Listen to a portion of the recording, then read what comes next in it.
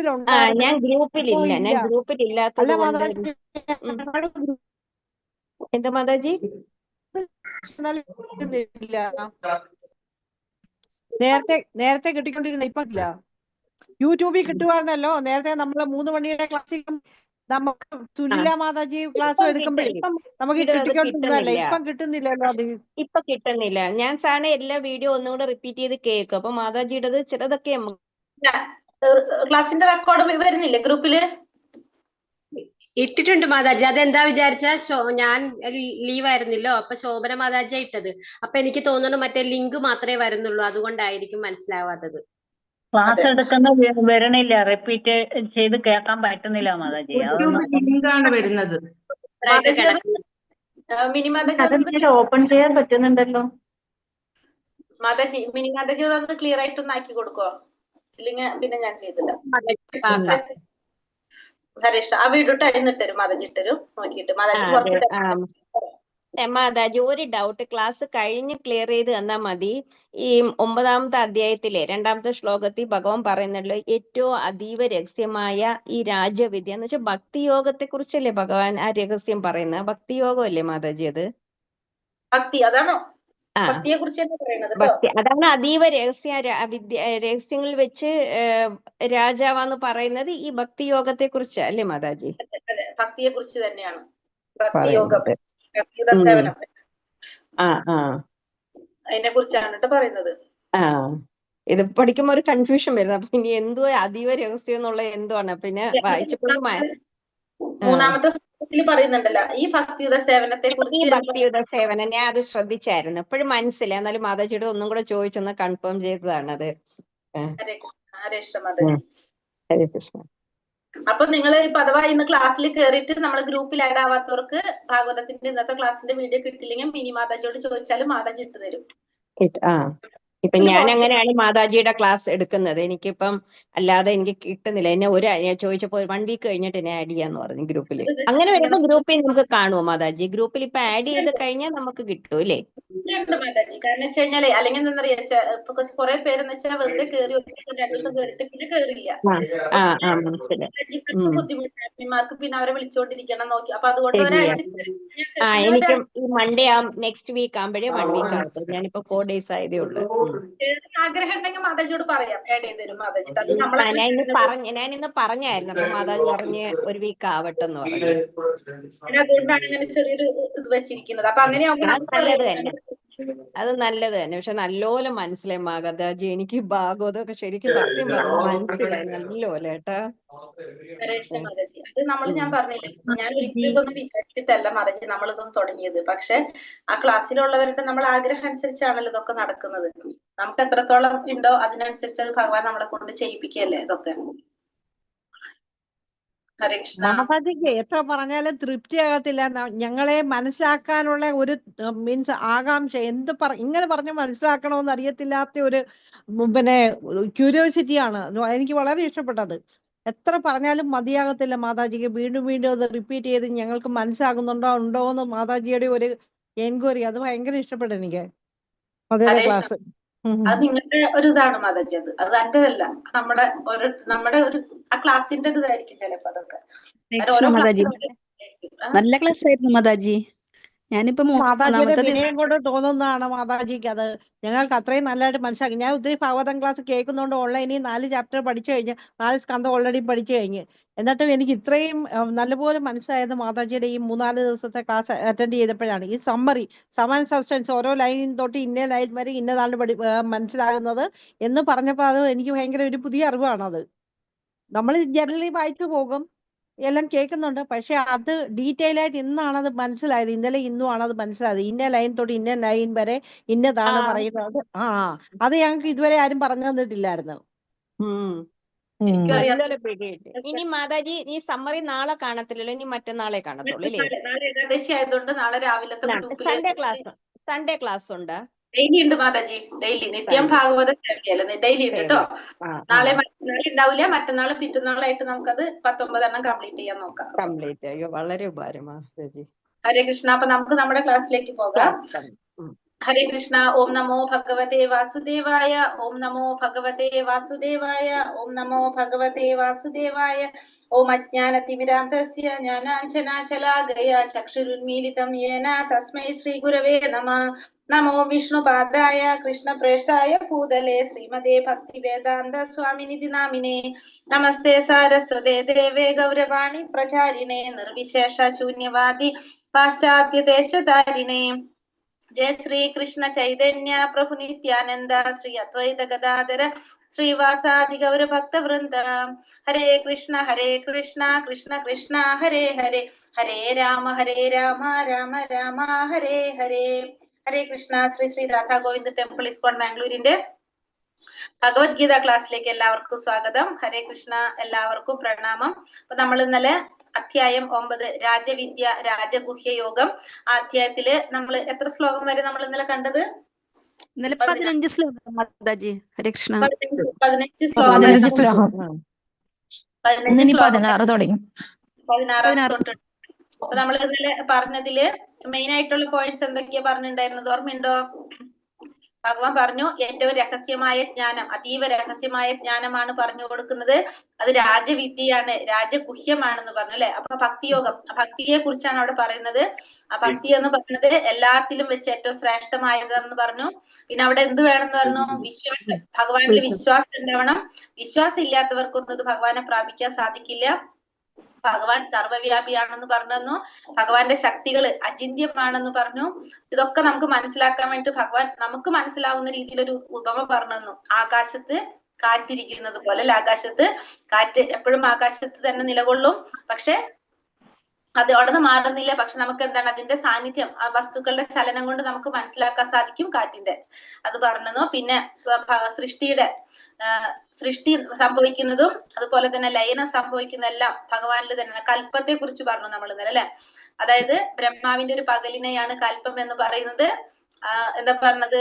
4 എത്രയാണ്? ബ്രഹ്മാവിന്റെ 4 ചതുർയുഗങ്ങള്, അങ്ങനത്തെ 1000 ചതുർയുഗങ്ങളാണ് എന്ത് ഒരു പകലെന്ന് നമുക്ക് പറഞ്ഞു തന്നു. പക്ഷെ എല്ലാതും ഭഗവാന്റെ നിയന്ത്രണത്തിൽ തന്നെയാണ്. ഭൗതിക പ്രകൃതി ഭഗവാന്റെ ഇച്ഛയ്ക്ക് അനുസരിച്ചാണ് എല്ലാം ചെയ്യുന്നത്. ഭഗവാന്റെ അധീനതയിലാണ്. പക്ഷെ ഒന്നും ആരെ ബാധിക്കുന്നില്ല, ആ കർമ്മങ്ങളൊന്നും തന്നെ ഭഗവാനെ ബന്ധിക്കുന്നില്ല എന്നുള്ളത് പറഞ്ഞു. എല്ലാത്തിന്റെ സംവിധായകൻ ആരാണ്? ഭഗവാനാണ് നമുക്ക് പറഞ്ഞു തന്നു. ഭഗവാനെ സാധാരണ മനുഷ്യരായിട്ട് കാണുന്നവര് മൂഢന്മാരാണെന്ന് പറഞ്ഞു. അപ്പൊ അവരുടെ അവർക്ക് എന്താ സംഭവിക്കുക? അവരുടെ മുക്തിക്ക് വേണ്ടിയിട്ട് മോക്ഷത്തിന് വേണ്ടി ചെയ്യുന്നതൊക്കെ അതൊക്കെ വെറുതെ ഫലമില്ലാതെ പോവുകയാണ് ചെയ്യുന്നത് പറഞ്ഞു. പിന്നെ ഭഗവാനെ ആരാധിക്കുന്ന മഹാത്മാക്കളായിട്ടുള്ളവര് അവരെന്താണ്? ഭഗവാന്റെ യോഗമായ ശക്തിയാൽ എപ്പോഴും സുരക്ഷിതരായിരിക്കും. അവരെപ്പോഴും എന്ത് ചെയ്തുകൊണ്ടിരിക്കും? ഭഗവാന്റെ മഹത്വങ്ങൾ കീർത്തിച്ചുകൊണ്ട് വിശ്വാസത്തോടു കൂടി ഭഗവാനെ ആരാധിച്ചു കൊണ്ടിരിക്കുന്നവരാണെന്ന് പറഞ്ഞു.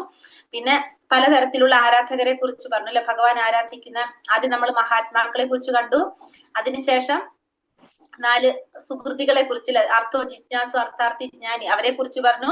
പിന്നെ 3 കൂട്ടരെ കുറിച്ച് പറഞ്ഞു. ആരൊക്കെയാണ് പറഞ്ഞത്? ഒന്ന് എന്താണ് പറഞ്ഞത്? അദ്വിതീയനായിട്ടും ബഹുരൂപനായിട്ടും വിശദോമുഖനായിട്ടുള്ളത്. അതായത് താനും ഭഗവാനും ഒന്നാണെന്ന് കരുതുന്നവരും ഏതെങ്കിലും രൂപത്തില്, അതായത് ദേവന്മാരും ഭഗവാനും ഒരേപോലെയാണെന്ന് വിഭാവനം ചെയ്ത് ആരാധിക്കുന്നവര്, പിന്നെ ഭഗവാന്റെ വിശ്വരൂപത്തെ ആരാധിക്കുന്ന, അങ്ങനെ 3 കൂട്ടരെ കുറിച്ച്. അതിൽ ഏറ്റവും താഴ്ന്നമായിട്ടുള്ള ഏറ്റവും താഴ്ന്ന ആരാധന ഏതാ പറഞ്ഞത്? ഭഗവാന്റെ ഒന്നാണെന്ന് കരുതിയിട്ട് ആരാധിക്കുന്നവരാണെന്ന് പറഞ്ഞു അല്ലെ. അത്രയല്ല നമ്മൾ പറഞ്ഞു നിർത്തിയത്. ഇതുവരെ എല്ലാവർക്കും ക്ലിയർ ആയോ? ബ്രഹ്മാവിന്റെ ഒരു പകൽ എന്നുള്ളത് ആൻസർ റോങ് ആയിട്ടിരിക്കുന്നു. ഒരു മിനിറ്റ്, എത്രാമത്തെ ക്വസ്റ്റ്യൻ ആണ്? എത്രാമത്തെ ക്വസ്റ്റ്യനാ പറഞ്ഞേ?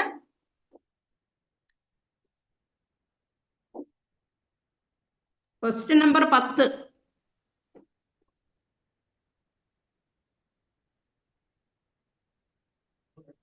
Question number 10.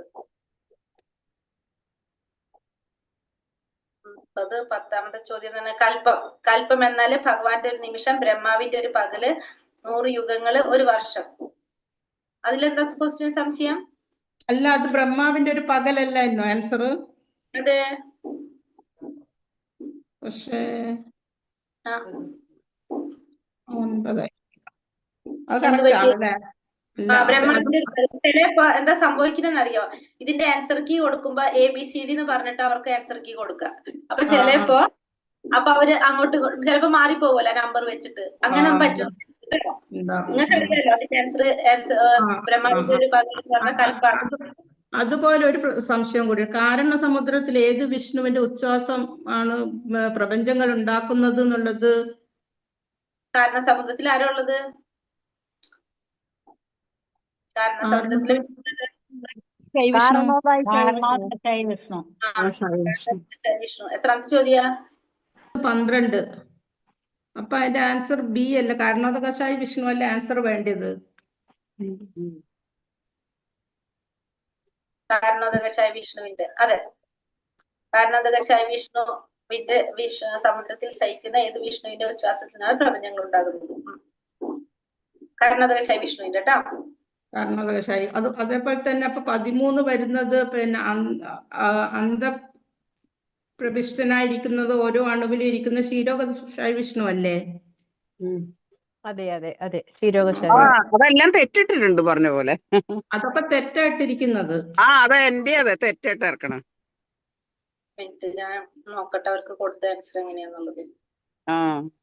10ാമത്തത് ബ്രഹ്മാവിന്റെ ഒരു പകല്, പിന്നെ അതാ 12.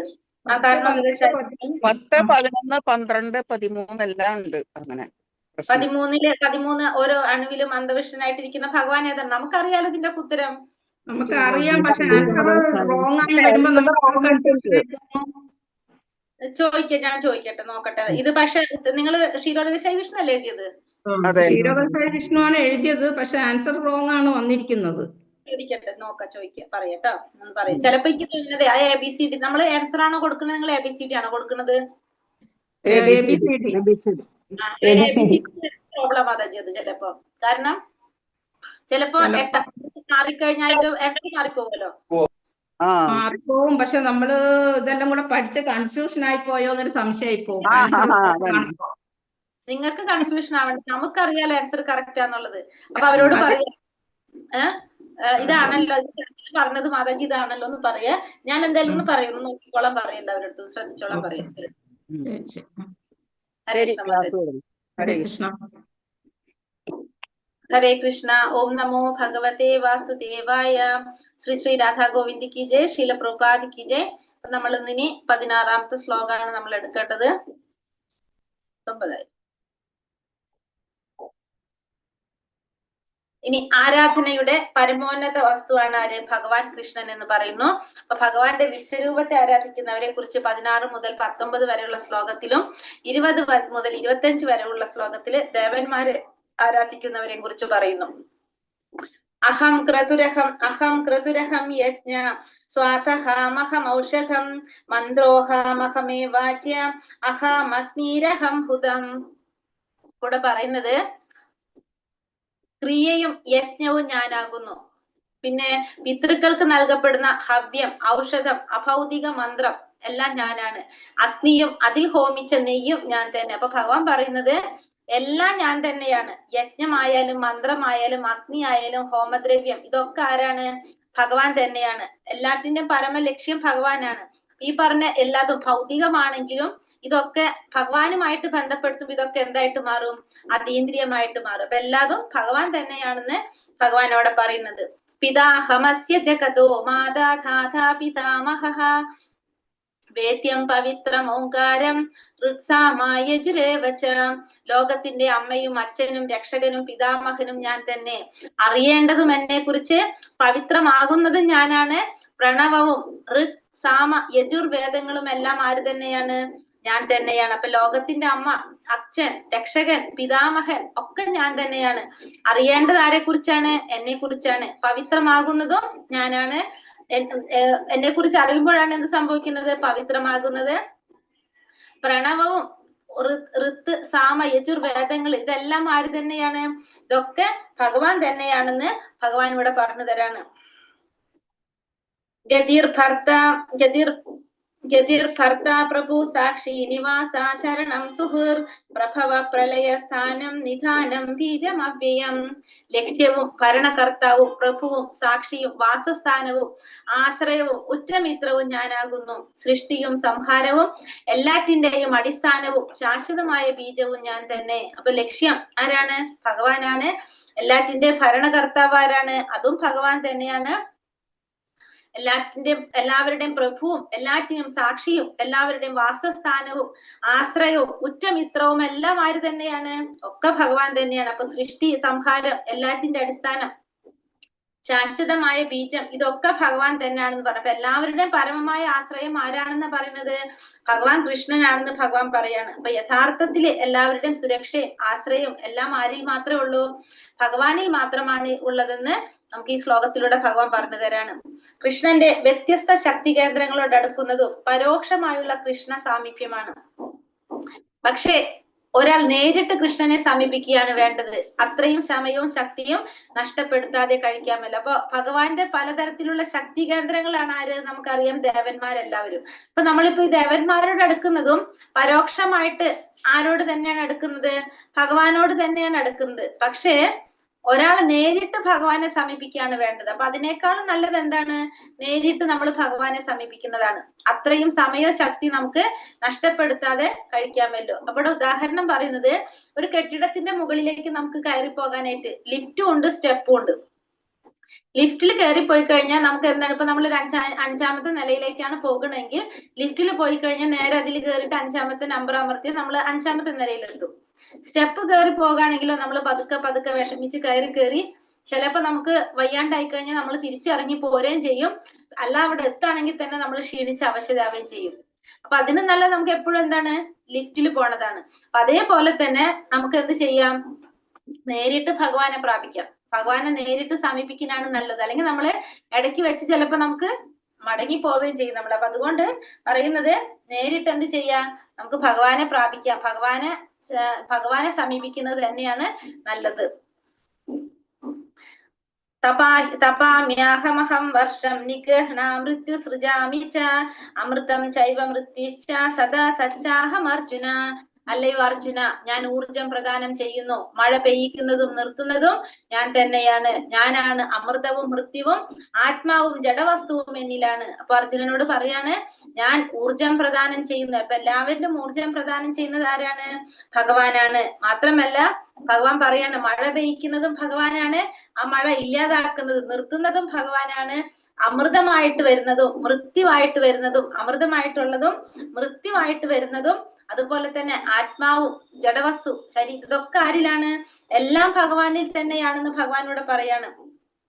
എല്ലാം ഭഗവാനിൽ നിന്ന് തന്നെയാണ് വരുന്നത്. അപ്പൊ ആത്മീയമായിട്ടും ഭൗതികമായിട്ടുള്ള എല്ലാ അസ്തിത്വത്തിന്റെയും പരമകാരണം ആരാണ്? ഭഗവാൻ കൃഷ്ണനാണെന്ന് ഭഗവാൻ ഈ ശ്ലോകത്തില് പറയുന്നു. ഇനി 20ാമത്തെ ശ്ലോകത്തിൽ ഭഗവാൻ പറയുന്നു, ത്രൈവിദ്യമാം സോമപൂത പാപ യജ്ഞൈരിഷ്ട്വാ സ്വർഗതീം പ്രാർത്ഥയന്തേ തേ പുണ്യമാസാദ്യ സുരേന്ദ്ര ലോകം അശ്നന്തി ദിവ്യാൻ ദിവിദേവ ഭോഗാൻ. സ്വർഗീയ സുഖങ്ങൾ കാക്ഷിച്ച് വേദപഠനം നടത്തുന്നവരും സോമപാനം ചെയ്യുന്നവരും മറ്റൊരു വിധത്തിൽ ഭജിക്കുന്നത് എന്നെയാകുന്നു. പാപഫലങ്ങളിൽ നിന്ന് മുക്തരായി പുണ്യലോകമായ ഇന്ദ്രന്റെ സ്വർഗത്തിൽ ജനിച്ച് അവർ ദിവ്യ സുഖങ്ങളെ അനുഭവിക്കുന്നു. അപ്പൊ സ്വർഗീയ സുഖങ്ങൾ കാക്ഷിച്ചുകൊണ്ട് വേദപഠനം നടത്തുന്നവര് അല്ലെങ്കിൽ സോമപാനം ചെയ്യുന്നവര് മറ്റൊരു വിധത്തിൽ ഭജിക്കുന്നത് ആരെ തന്നെയാണ്? ഭഗവാനെ തന്നെയാണ് ഭജിക്കുന്നത്. അപ്പൊ പാപഫലങ്ങളിൽ നിന്ന് മുക്തരായിട്ട് പുണ്യലോകമായിട്ടുള്ള ഇന്ദ്രന്റെ സ്വർഗത്തിൽ ജനിച്ച് അവരെന്ത് ചെയ്യാണ്? ദിവ്യ സുഖങ്ങൾ അനുഭവിക്കുകയാണ്. അപ്പൊ നമ്മൾ കുറെ പുണ്യകർമ്മങ്ങൾ ചെയ്യുമ്പോ ആ പുണ്യകർമ്മത്തിന്റെ ഫലം അനുഭവിക്കാനായിട്ട് നമുക്ക് എവിടെ പോകേണ്ടി വരും? പുണ്യലോകത്ത്, സ്വർഗലോകത്തിലേക്ക് പോകേണ്ടി വരാം. അതിനുശേഷം നമ്മൾ അവിടെ എന്ത് ചെയ്യും? ആ സ്വർഗലോകത്ത് പോയിട്ട് നമ്മൾ ചെയ്ത പുണ്യത്തിന്റെ ഫലങ്ങളെല്ലാം അനുഭവിച്ച് അത് മുഴുവൻ തീരുമ്പോ നമ്മൾ എവിടേക്ക് വരും? പുണ്യലോകമായിട്ടുള്ള ദിവ്യ സുഖങ്ങൾ അനുഭവിക്കുന്നു. അതുവരെ ഉള്ളു ഇവിടെ. അപ്പൊ സോമപാനം ചെയ്യുന്നവര്, അതുപോലെ തന്നെ സ്വർഗീയ സുഖങ്ങളൊക്കെ കാക്ഷിച്ചുകൊണ്ട് വേദപഠനം നടത്തുന്നവര്, അപ്പൊ എല്ലാവരും ആരെ തന്നെയാണ് ഭജിക്കുന്നത്? ഭഗവാനെ തന്നെയാണ്. അപ്പൊ പാപത്തിന്റെ ഫലങ്ങളിൽ നിന്നൊക്കെ മുക്തരായിട്ട് അവർക്ക് ഇന്ദ്രന്റെ സ്വർഗത്തിൽ ജനിച്ചുകൊണ്ട് ദിവ്യ സുഖങ്ങൾ അനുഭവിക്കാനായിട്ട് അവർക്ക് സാധിക്കും. ത്രൈവിദ്യ എന്ന വാക്ക് 3 വേദങ്ങളെയാണ് ഇവിടെ സൂചിപ്പിക്കുന്നത്. ഏതൊക്കെയാണ്? ത്രൈവിദ്യ എന്ന് വെച്ചാൽ സാമവേദം, യജുർവേദം, ഋഗ്വേദം. സാമ യജുർവേദങ്ങളെയാണ് ഈ ത്രൈവിദ്യ എന്ന് പറയുന്നത്. ഈ 3 വേദങ്ങളും പഠിച്ച ബ്രാഹ്മണന് ത്രിവേദി എന്നാണ് പറയുന്നത്. ത്രിവേദി എന്ന് പറയും. യഥാർത്ഥ ത്രിവേദികൾ കൃഷ്ണന്റെ ചരണകമലങ്ങളെ ആശ്രയിച്ച് ഭഗവത് പ്രീതിക്കായി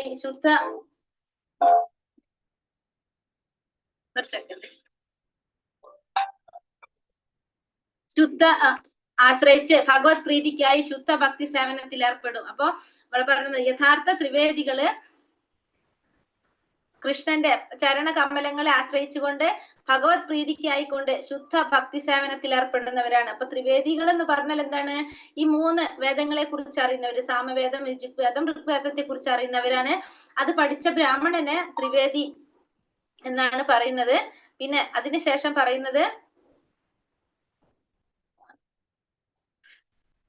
യഥാർത്ഥ ത്രിവേദികള് കൃഷ്ണന്റെ ചരണകമലങ്ങളെ ആശ്രയിച്ച് ഭഗവാന്റെ പ്രീതിക്കായിട്ട് എന്ത് ചെയ്തുകൊണ്ടിരിക്കും? ശുദ്ധ ഭക്തി സേവനത്തിൽ ഏർപ്പെട്ടുകൊണ്ടിരിക്കും. അപ്പൊ യഥാർത്ഥ ത്രിവേദികൾ എന്താണ് ചെയ്യുന്നത്?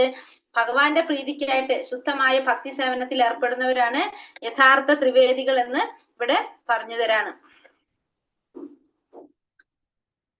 ते भुक्ता स्वर्गलोकं विशालं क्षीणे पुण्ये मर्त्यलोकं विशन्ति एवं त्रयी ധർമ്മമനുപ്രപന്ന ഗതാഗതം കാമകാമാലഭന്തേ. ഇങ്ങനെ സ്വർഗീയ സുഖങ്ങളായ ഇന്ദ്രിയ സുഖങ്ങൾ ഒട്ടേറെ അനുഭവിച്ച് തങ്ങൾ ചെയ്ത പുണ്യകർമ്മങ്ങളുടെ ഫലമെല്ലാം നഷ്ടപ്പെടുമ്പോൾ അവർ ഈ നശ്വരമായ ഭൂമിയിലേക്ക് തിരിച്ചു വരുന്നു.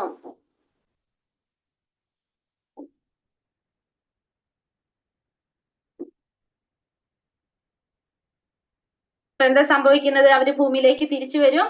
അപ്പോ അവർക്ക് ഈ വേദത്രയ പ്രമാണങ്ങളിൽ ഉറച്ചു നിൽക്കുന്ന സുഖാനുഭോഗ അന്വേഷികൾക്ക് ജന്മമൃത്യു പരമ്പരയല്ലാതെ മറ്റൊന്നും അപ്പൊ അവർക്ക് കിട്ടാനില്ല. അപ്പൊ അങ്ങനെയുള്ളവർക്ക് എന്ത് കിട്ടാനില്ല എന്ന് പറഞ്ഞത്, ഈ സ്വർഗീയ സുഖങ്ങള്, സ്വർഗീയമായിട്ടുള്ള സുഖങ്ങള്, ഇന്ദ്രിയ സുഖങ്ങളൊക്കെ അനുഭവിക്കാൻ വേണ്ടിയിട്ട് അവരെവിടേക്ക് പോകും?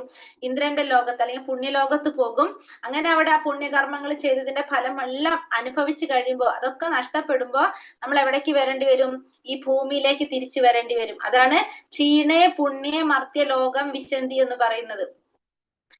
ഇങ്ങനെ വേദത്രയ പ്രമാണങ്ങളിൽ ഉറച്ചു നിൽക്കുന്ന ഈ സുഖാനുഭോഗാന്വേഷികൾക്ക്, അപ്പൊ വേദത്രയ പ്രമാണങ്ങൾ എന്ന് വെച്ചാൽ എന്താണ്?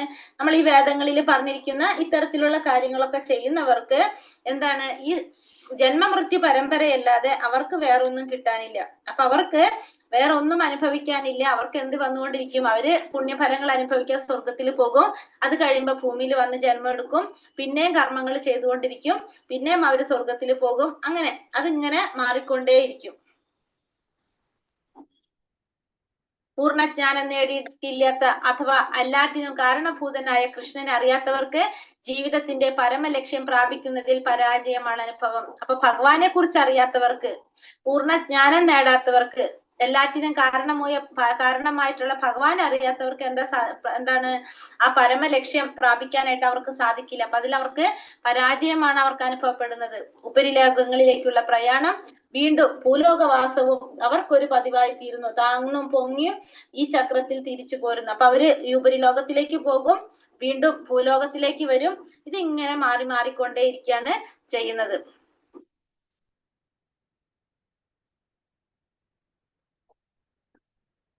അനന്യാചിന്തയന്തോ മാം യേ ജനാ പരിപാസതേ തേഷാം നിത്യാഭിയുക്താനാം യോഗക്ഷേമം വഹാമ്യഹം.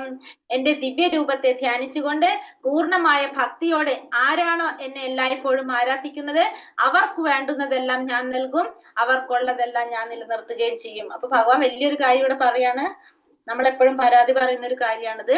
എന്റെ ദിവ്യരൂപത്തെ ധ്യാനിച്ചുകൊണ്ട് പൂർണ്ണമായ ഭക്തിയോടെ ആരാണോ എന്നെ എല്ലായ്പ്പോഴും ആരാധിക്കുന്നത് അവർക്ക് വേണ്ടതൊക്കെ ആര് നൽകും? ഞാൻ നൽകുകയും ചെയ്യും. അവർക്കുള്ളതെല്ലാം ഭഗവാൻ നിലനിർത്തുകയും ചെയ്യും. ഇപ്പൊ നമ്മളെ എല്ലാവരും ഒരു പ്രശ്നമാണുള്ളത്. നമ്മൾ കുറെ കാര്യങ്ങൾ ഭഗവാനോട് പറയും, എന്നിട്ട് നമുക്കതൊന്നും നടക്കില്ല. അപ്പൊ നമ്മൾ എന്ത് വിചാരിക്കും? നമ്മള് ഇത്രയും ചെയ്തിട്ട് ഒരു കാര്യമില്ല, ഭഗവാൻ ഒന്നും നമുക്ക് ചെയ്തു തരില്ല എന്ന്. ഇവിടെ ഭഗവാൻ ഇപ്പൊ പറയാണ്, എന്താ പറയുന്നത്? നമുക്ക് വേണ്ടത് എന്താണെന്ന് ആർക്കറിയാം? നമ്മളെക്കാളും നന്നായിട്ട് ഭഗവാൻ അറിയാം. അപ്പൊ നമുക്ക് വേണ്ട കാര്യങ്ങൾ ആര് ചെയ്തു തരും? ഭഗവാൻ ചെയ്തു തരും. നമുക്ക് ആവശ്യമില്ലാത്ത കാര്യമാണെങ്കിൽ ഭഗവാൻ തരികയില്ല. നമുക്കുള്ളത് ഭഗവാൻ എന്ത് ചെയ്യും? നിലനിർത്തി തരുകയും ചെയ്യുന്നു ഭഗവാനോട് പറയാണ്. അപ്പൊ നമ്മൾ തന്നെ വിചാരിക്കും, നമ്മൾ എന്തെങ്കിലും ഒരു കാര്യം ഭഗവാനോട് പറഞ്ഞിട്ട് നമുക്കത് നടക്കാതെ വരുമ്പോ നമ്മൾ പറയും, ഞാൻ ഇത്രയും ചെയ്തിട്ട് എന്തെങ്കിലും കാര്യമുണ്ടോ? ഒരു കാര്യമില്ല, എനിക്കൊന്നും എന്റെ കാര്യം നടന്നില്ല എന്ന്. കുറെ നാൾ കഴിയുമ്പോൾ നമ്മൾ തന്നെ മാറ്റി പറയും, നന്നായി അത് നടക്കാഞ്ഞിരുന്നു അല്ലെ? അനുഭവം ഉണ്ടോ അങ്ങനെ?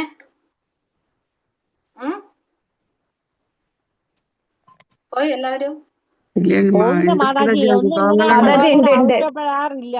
മാതാജി മാതാജി ഉണ്ട്. പറഞ്ഞത് എല്ലാം ഭഗവാൻ അറിയാമല്ലോ, അതുകൊണ്ട് ഒന്നും ആവശ്യപ്പെടാറില്ല. ഭഗവാൻ എല്ലാം അറിഞ്ഞു തരുന്നുണ്ട്. ആവശ്യപ്പെടുന്ന തന്നിട്ട് നമുക്ക് കിട്ടാണ്ടാവുമ്പോ നമുക്ക് വിഷമം തോന്നില്ലേ? എന്നിട്ട് ഇങ്ങനെ ചിന്തിച്ചിട്ടുണ്ടോ? അത് നമുക്ക് കർമ്മഫലമാണെന്ന് കണ്ട് സമാധാനിക്കും. അത് നമ്മൾ ഉയർന്നു വരുമ്പോ. അല്ലാതെ ഇതിലോട്ട് വരുന്നതിന് മുമ്പ് നമ്മളിങ്ങനെ പരാതിയൊക്കെ പറയുമായിരുന്നു മാതാജി. ഇപ്പൊ തിരിച്ചറിവായപ്പം അതെ. അല്ലെങ്കിൽ നമ്മൾ എന്താ വിചാരിക്കുക, കിട്ടാതെ വരുമ്പോ നമ്മൾ വിചാരിക്കും നമ്മൾ ഇത്രയും എന്തൊക്കെ ചെയ്ത കാര്യമില്ലല്ലോ. എന്നാലും നമ്മൾ വിചാരിക്കും, അയ്യോ ചെയ്ത് നന്നിട്ട് ഇങ്ങനെ വന്നില്ലേ എന്നൊക്കെ ചിന്തിക്കും. പക്ഷെ കുറെ കഴിയുമ്പോ നമ്മൾ തന്നെ മാറ്റി പറയും, നന്നായി അന്നത് നടക്കാഞ്ഞത് അല്ലെ? അങ്ങനെയും പറയും നമ്മള്. അപ്പൊ അതെന്താണ്? ഭഗവാൻ അറിയാം നമുക്ക് എന്താണ് വേണ്ടതെന്ന്. അപ്പൊ നമുക്ക് വേണ്ടത് ആര് ചെയ്യും? നമ്മൾ മക്കൾക്ക് ചെയ്തു കൊടുക്കുന്ന പോലെ കരഞ്ഞു ബഹളം കാട്ടിയാലും ചില കാര്യങ്ങൾ നമ്മൾ അവർക്ക് ചെയ്തു കൊടുക്കൂല. കാരണം നമുക്കറിയാം അതുകൊണ്ട് ദോഷാണെന്ന്. അപ്പൊ നമ്മളത് അവർക്ക് കൊടുക്കൂല. അതേപോലെ തന്നെയാണ് ഭഗവാനും. എത്ര നമ്മൾ പറഞ്ഞാലും നമുക്ക് ആവശ്യമില്ലാത്ത കാര്യങ്ങൾ ഭഗവാൻ എന്ത് തരില്ല എന്നാ പറയുന്നത്. പിന്നെ നമുക്ക് വേണ്ടത്, നമുക്ക് ഉള്ളത് നിലനിർത്തി തരുകയും ചെയ്യും. നമുക്ക് വേണ്ടത് ഭഗവാൻ നൽകുകയും ചെയ്യുന്ന ഭഗവാൻ ഇവിടെ പറയാണ്. ക്ഷേമം എന്നതിന് ഭഗവാന്റെ കരുണാമയമായ രക്ഷയിൽ എന്നർത്ഥം. യോഗത്താൽ കൃഷ്ണാവബോധം നേടാനുള്ള യത്നത്തിൽ ഭഗവാൻ ഭക്തനെ സഹായിക്കുന്നു. അപ്പൊ കൃഷ്ണാവബോധം നേടാൻ വേണ്ടി ഭഗവാൻ എന്ത് ചെയ്യും? നമ്മളെ സഹായിക്കും. ഭഗവാനുമായിട്ട് ബന്ധപ്പെടുത്തി കൃഷ്ണാവബോധത്തിലേക്ക് എത്താനായിട്ട് ഭക്തനെ ഭഗവാൻ സഹായിക്കും. അങ്ങനെ കൃഷ്ണാവബോധം ലഭിച്ച ശേഷം ക്ലേശപൂർണമായ ബദ്ധമായ ജീവിതത്തിലേക്ക് വീണ്ടും വീഴാൻ ഇടവരുത്താതെ നമ്മളെ രക്ഷിക്കുകയും ചെയ്യും. അപ്പൊ ഭഗവാൻ നമ്മളെ എന്ത് ചെയ്യുകയും ചെയ്യും? വീണ്ടും നമ്മൾ ആ ക്ലേശകരമായിട്ടുള്ള നമ്മളെ ഈ ഭൗതിക ജീവിതത്തിലേക്ക് വീഴാതെ ഭഗവാൻ നമ്മളെ രക്ഷിക്കുകയും ചെയ്യും. അപ്പൊ നമ്മുടെ രക്ഷ ശരിക്കും ആരുടെ കയ്യിലുണ്ട്?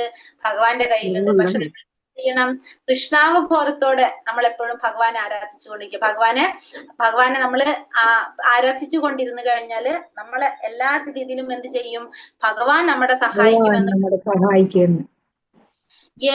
ദേവതാ ഭക്ത യജന്തെ ശ്രദ്ധയാ നിദഃ തേപി മാമേവ കൗന്ദേയ യജന്ത്യ വിധിപൂർവകം. മറ്റു ദേവന്മാരുടെ ഭക്തന്മാരും വിശ്വാസപൂർവ്വം അവരെ ഉപാസിക്കുന്നവരും വാസ്തവത്തിൽ എന്നെ തന്നെയാണ് ഉപാസിക്കുന്നത്. കുന്തിപുത്ര, എന്നാൽ അവരങ്ങനെ ചെയ്യുന്നത് വിധി പ്രകാരമല്ല. അപ്പൊ മറ്റുള്ള ദേവന്മാരുടെ ഭക്തന്മാര്, ഇപ്പൊ മറ്റു ദേവന്മാരെ ആരാധിക്കുന്നവരുണ്ട് അല്ലെ? അപ്പൊ അവരും വിശ്വാസപൂർവ്വം ഉപാസിക്കുന്നത് ശരിക്കും ആരെ തന്നെയാണ്? ഭഗവാനെ തന്നെയാണ്. പക്ഷെ അവർ ചെയ്യുന്നത് എങ്ങനെയല്ല? വിധിപ്രകാരമല്ല എന്ന് പറഞ്ഞു. അപ്പൊ മറ്റുള്ള ദേവന്മാരെ ആരാധിക്കുന്നവരും ഇൻഡയറക്ട്ലി ആരെ തന്നെയാണ് ആരാധിക്കുന്നത്? ഭഗവാനെ തന്നെയാണ് ആരാധിക്കുന്നത്. പക്ഷെ ആ ചെയ്യുന്നത് വിധിപ്രകാരമല്ല എന്ന് പറഞ്ഞപ്പോ യഥാർത്ഥത്തില് ദേവന്മാരെ ആരാധിക്കുന്നത് ഭഗവാനെ തന്നെയാണ്. പക്ഷെ അത് ശരിയായ ആരാധനയല്ല, വിധിപ്രകാരമുള്ളതല്ല എന്ന് പറഞ്ഞു. അപ്പൊ ദേവന്മാരെന്ന് പറയുന്നത് ഭഗവാന്റെ അധികാരത്തിന്റെ കീഴിലുള്ള വിവിധ ഉദ്യോഗസ്ഥന്മാരാണ് ദേവന്മാര്. ഇപ്പൊ നമുക്കറിയാം പ്രധാനമന്ത്രി ഉണ്ട്, കുറെ മന്ത്രിമാരുണ്ട്. എല്ലാവരുടെ കൺട്രോൾ ആരുടെ കയ്യിലാണ്? പ്രധാനമന്ത്രിയുടേതാണ്. പക്ഷെ ഓരോരോ ഡിപ്പാർട്ട്മെന്റ് ഓരോരുത്തരെ ഏൽപ്പിച്ചിരിക്കുകയാണ്. അപ്പൊ അവർ ആ ഡിപ്പാർട്ട്മെന്റ് കൈകാര്യം ചെയ്യുന്നു എന്നല്ലാതെ അതിന്റെ നിയമങ്ങളും എല്ലാ കാര്യങ്ങളും ആരാണ് നടപ്പിലാക്കുന്നതും ചെയ്യുന്നതും? പ്രധാനമന്ത്രിയാണ്. അപ്പൊ നമ്മൾ ശരിക്കും അനുസരിക്കേണ്ടത് ആരുടെ നിയമങ്ങളാണ്? പ്രധാനമന്ത്രിയുടെ നിയമങ്ങളാണ് നമ്മൾ അനുസരിക്കുന്നത്, ഉദ്യോഗസ്ഥന്മാരുടെ നിയമങ്ങളല്ല. അപ്പൊ അത് തന്നെയാണ് ഇവിടെ പറയുന്നത്. ഭഗവാന്റെ അധികാരത്തിന് കീഴിലുള്ള വിവിധ ഉദ്യോഗസ്ഥന്മാരാണ് ദേവന്മാർ. ഭരണകൂടത്തിന്റെ നിയമങ്ങളാണ് നമ്മൾ അനുസരിക്കേണ്ടത്, ഉദ്യോഗസ്ഥന്മാരുടെ നിബന്ധനകളെയെല്ലാം. ഈ ഉദ്യോഗസ്ഥരും നിയന്ത്രിതരും ഭരണകൂടത്തിന്റെ പ്രതിനിധികളായിട്ട് പ്രവർത്തിക്കുന്നവരാണ്. അപ്പൊ ഈ രണ്ടു കൂട്ടരും എന്താണ്? ഈ ഭരണകൂടത്തിന്റെ പ്രതിനിധികളാണ്, റെപ്രസെന്റ് ചെയ്യുന്നവർ മാത്രമാണ്. ഭരണാധികാരിയുടെ പ്രതിനിധികൾ മാത്രമായി ഇവർക്ക് കൈക്കൂലി നൽകുന്നത് നിയമാനുസൃതമല്ലതാണ്. അപ്പൊ ഇവർക്ക് കൈക്കൂലി കൊടുക്കുന്നത് നമ്മൾ ശരിക്കും എന്തല്ല? നിയമാനുസൃതമല്ല. അതിനെയാണ് ഇവിടെ ഭഗവാൻ എന്ന് പറയുന്നത് അവിധിപൂർവകം എന്ന് പറഞ്ഞിരിക്കുന്നത്. അനാവശ്യമായിട്ടുള്ള ഇത്തരത്തിലുള്ള ദേവാരാധന ഭഗവാൻ കൃഷ്ണൻ അംഗീകരിക്കുന്നില്ല. അപ്പോൾ ഇവിടെ പറയുന്നത് ഭഗവാൻ ഒരിക്കലും എന്തിനു അംഗീകരിക്കുന്നില്ല? ഇത്തരത്തിലുള്ള ദേവാരാധനയെ ഭഗവാൻ പ്രോത്സാഹിപ്പിക്കുന്നില്ല എന്നാണ് ഭഗവാൻ പറയുന്നത്. അഹം ഹി സർവയജ്ഞാനാം ഭോക്താ ച പ്രഭുരേവ ച നതു മാമാപി ജാനന്തി തത്വേന തത്സ്യവന്തി തേ. സർവയജ്ഞങ്ങളുടെയും ഭോക്താവും നാഥനും ഞാൻ മാത്രമാണ്. അതുകൊണ്ട് എന്റെ ഈ യഥാർത്ഥ ദിവ്യ പ്രകൃതിയെ മനസ്സിലാക്കാത്തവർക്ക് വീഴ്ചയാണ് ഫലം. അപ്പൊ എല്ലാ യജ്ഞങ്ങളുടെയും ഭോക്താവ് ആരാണ്? ഭഗവാനാണ്. എല്ലാവരുടെയും നാഥൻ ആരാണ്? അതും ഭഗവാൻ തന്നെയാണ്. അപ്പൊ അതുകൊണ്ട് എന്റെ ഈ യഥാർത്ഥ പ്രകൃതിയെ മനസ്സിലാക്കാത്തവർക്ക് എന്താണ് സംഭവിക്കുന്നത്? വീഴ്ചയായിരിക്കും സംഭവിക്കുക. അപ്പൊ ഭഗവാനെ കുറിച്ച് തത്വത്തില് യഥാർത്ഥ അർത്ഥത്തിൽ മനസ്സിലാക്കാത്തവർ, അവർക്ക് എന്ത് സംഭവിക്കും? അവർക്കൊട്ടും ഉയരാൻ സാധിക്കില്ല. അവർക്ക് എപ്പോഴും വീഴ്ചയായിരിക്കും. കാരണം എല്ലാ യജ്ഞങ്ങളുടെ പരമഭോക്താവ് ആരാണ്? ഭഗവാനാണ്. പരമേശ്വരൻ ആരാണ്? അതും ഭഗവാൻ തന്നെയാണ്. ഇത് മനസ്സിലാക്കാത്തവർക്കാണ് എന്ത് സംഭവിക്കുന്നത്?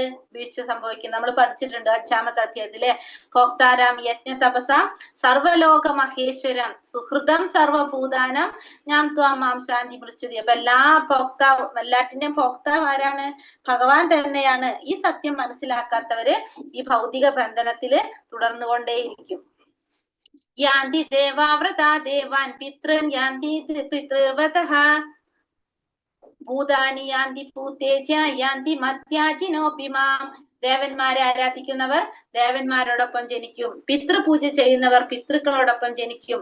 ഭൂതപ്രേതാദികൾ ഉപാസിക്കുന്നവർ അവരോടൊപ്പം ജനിക്കൂ. എന്നെ ആരാധിക്കുന്ന ഭക്തന്മാർ എന്നോടൊപ്പം ജീവിക്കും. അപ്പോൾ ഭഗവാൻ പറയുന്ന ആലോചിച്ച്, ദേവന്മാരെ ആരാധിക്കുന്നവർ എവിടെയാണ് ജനിക്കുന്നത്? ദേവന്മാരുടെ ലോകത്ത് പോയിട്ട് ജന്മം എടുക്കും അവര്. പിതൃപൂജ ചെയ്യുന്നവര് പിതൃക്കളുടെ ലോകത്ത് പോയിട്ട് ജന്മമെടുക്കും. ഭൂതപ്രേതാദികൾ ഉപാസിക്കുന്നവര് അവരുടെ ലോകത്ത് പോയിട്ട് ജന്മമെടുക്കും. ഭഗവാൻ ആരാധിക്കുന്ന ഭഗവാന്റെ ഭക്തന്മാര് ഭഗവാനോടൊപ്പം ജീവിക്കും എന്നാണ് പറയുന്നത്. അപ്പൊ മറ്റുള്ള ഒരു ആരാധന ചെയ്യുന്നവരൊക്കെ അവിടെ പോയിട്ട് ജന്മമെടുക്കും. അപ്പൊ ജനിച്ചു കഴിഞ്ഞാൽ നമുക്ക് എന്തുണ്ടാവും? മരണം ഉണ്ടാവും. അപ്പൊ അവിടെയൊക്കെ പോയി കഴിഞ്ഞാൽ നമുക്ക് എന്തുണ്ട്? മരണമുണ്ട്. പക്ഷേ ഭഗവാനെ ആരാധിക്കുന്നവരാണെങ്കിലോ ഭഗവാന്റെ നിത്യധാമത്തിൽ പ്രാപിച്ച് ഭഗവാനോടൊപ്പം നിത്യം വസിക്കാനായിട്ട് ആർക്ക് സാധിക്കും?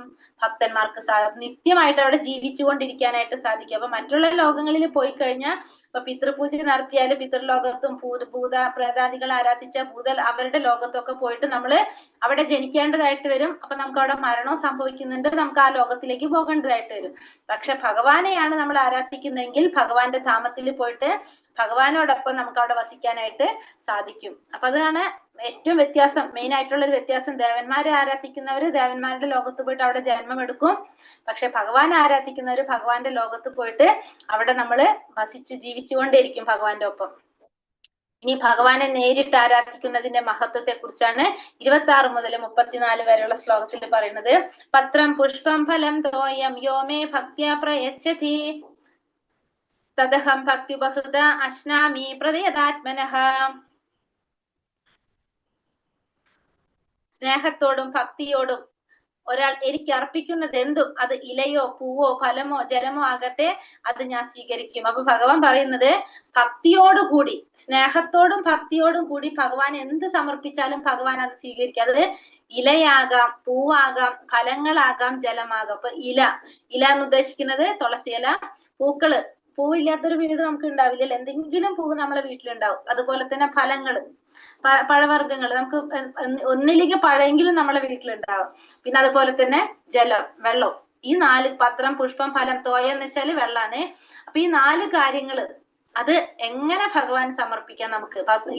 ഈ 4 കാര്യങ്ങള് നമുക്ക് സമർപ്പിക്കാനാണ് ഭഗവാൻ പറയുന്നത്. ഇത് എല്ലാവർക്കും ചെയ്യാൻ പറ്റുന്ന രീതിയിലുള്ള കാര്യമാണ് ഭഗവാൻ പറയുന്നത്. ഇതിന് സമ്പത്ത് ഉള്ളവനാണെന്നോ സമ്പത്ത് ഇല്ലാത്തവനാണെന്നോ ഒന്നും ഒരു പ്രത്യേകത ഇല്ല. എല്ലാവർക്കും ചെയ്യാൻ പറ്റുന്ന കാര്യങ്ങളാണ് ഇതൊക്കെ.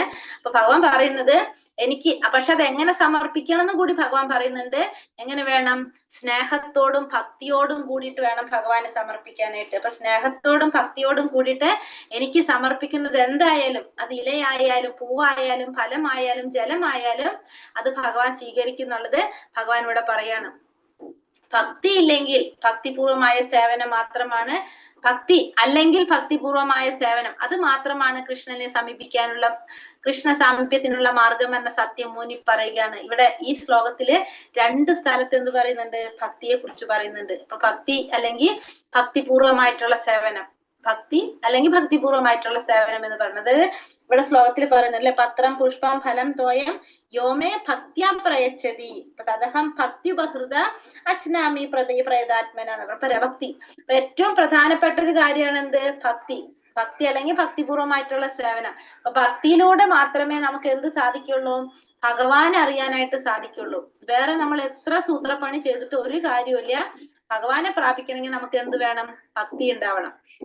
അതുകൊണ്ടാണ് അത് എന്ത് സമർപ്പിക്കണേലും ഭക്തിയോടുകൂടി ഭഗവാനെ സമർപ്പിക്കണം എന്നാണ് ഭഗവാൻ നമുക്ക് ഈ ശ്ലോകത്തില് പറഞ്ഞു തരുന്നത്. എന്നിട്ട് ഭഗവാൻ എന്ത് പറയാണ് അടുത്ത ശ്ലോകത്തില്? യത് കരോഷി യദശ്നാസി യജ്ജുഹോഷി യദാസി യത് പാസ്യസി കൗന്ദേയ യത് കുരുഷോ മദർപ്പണം.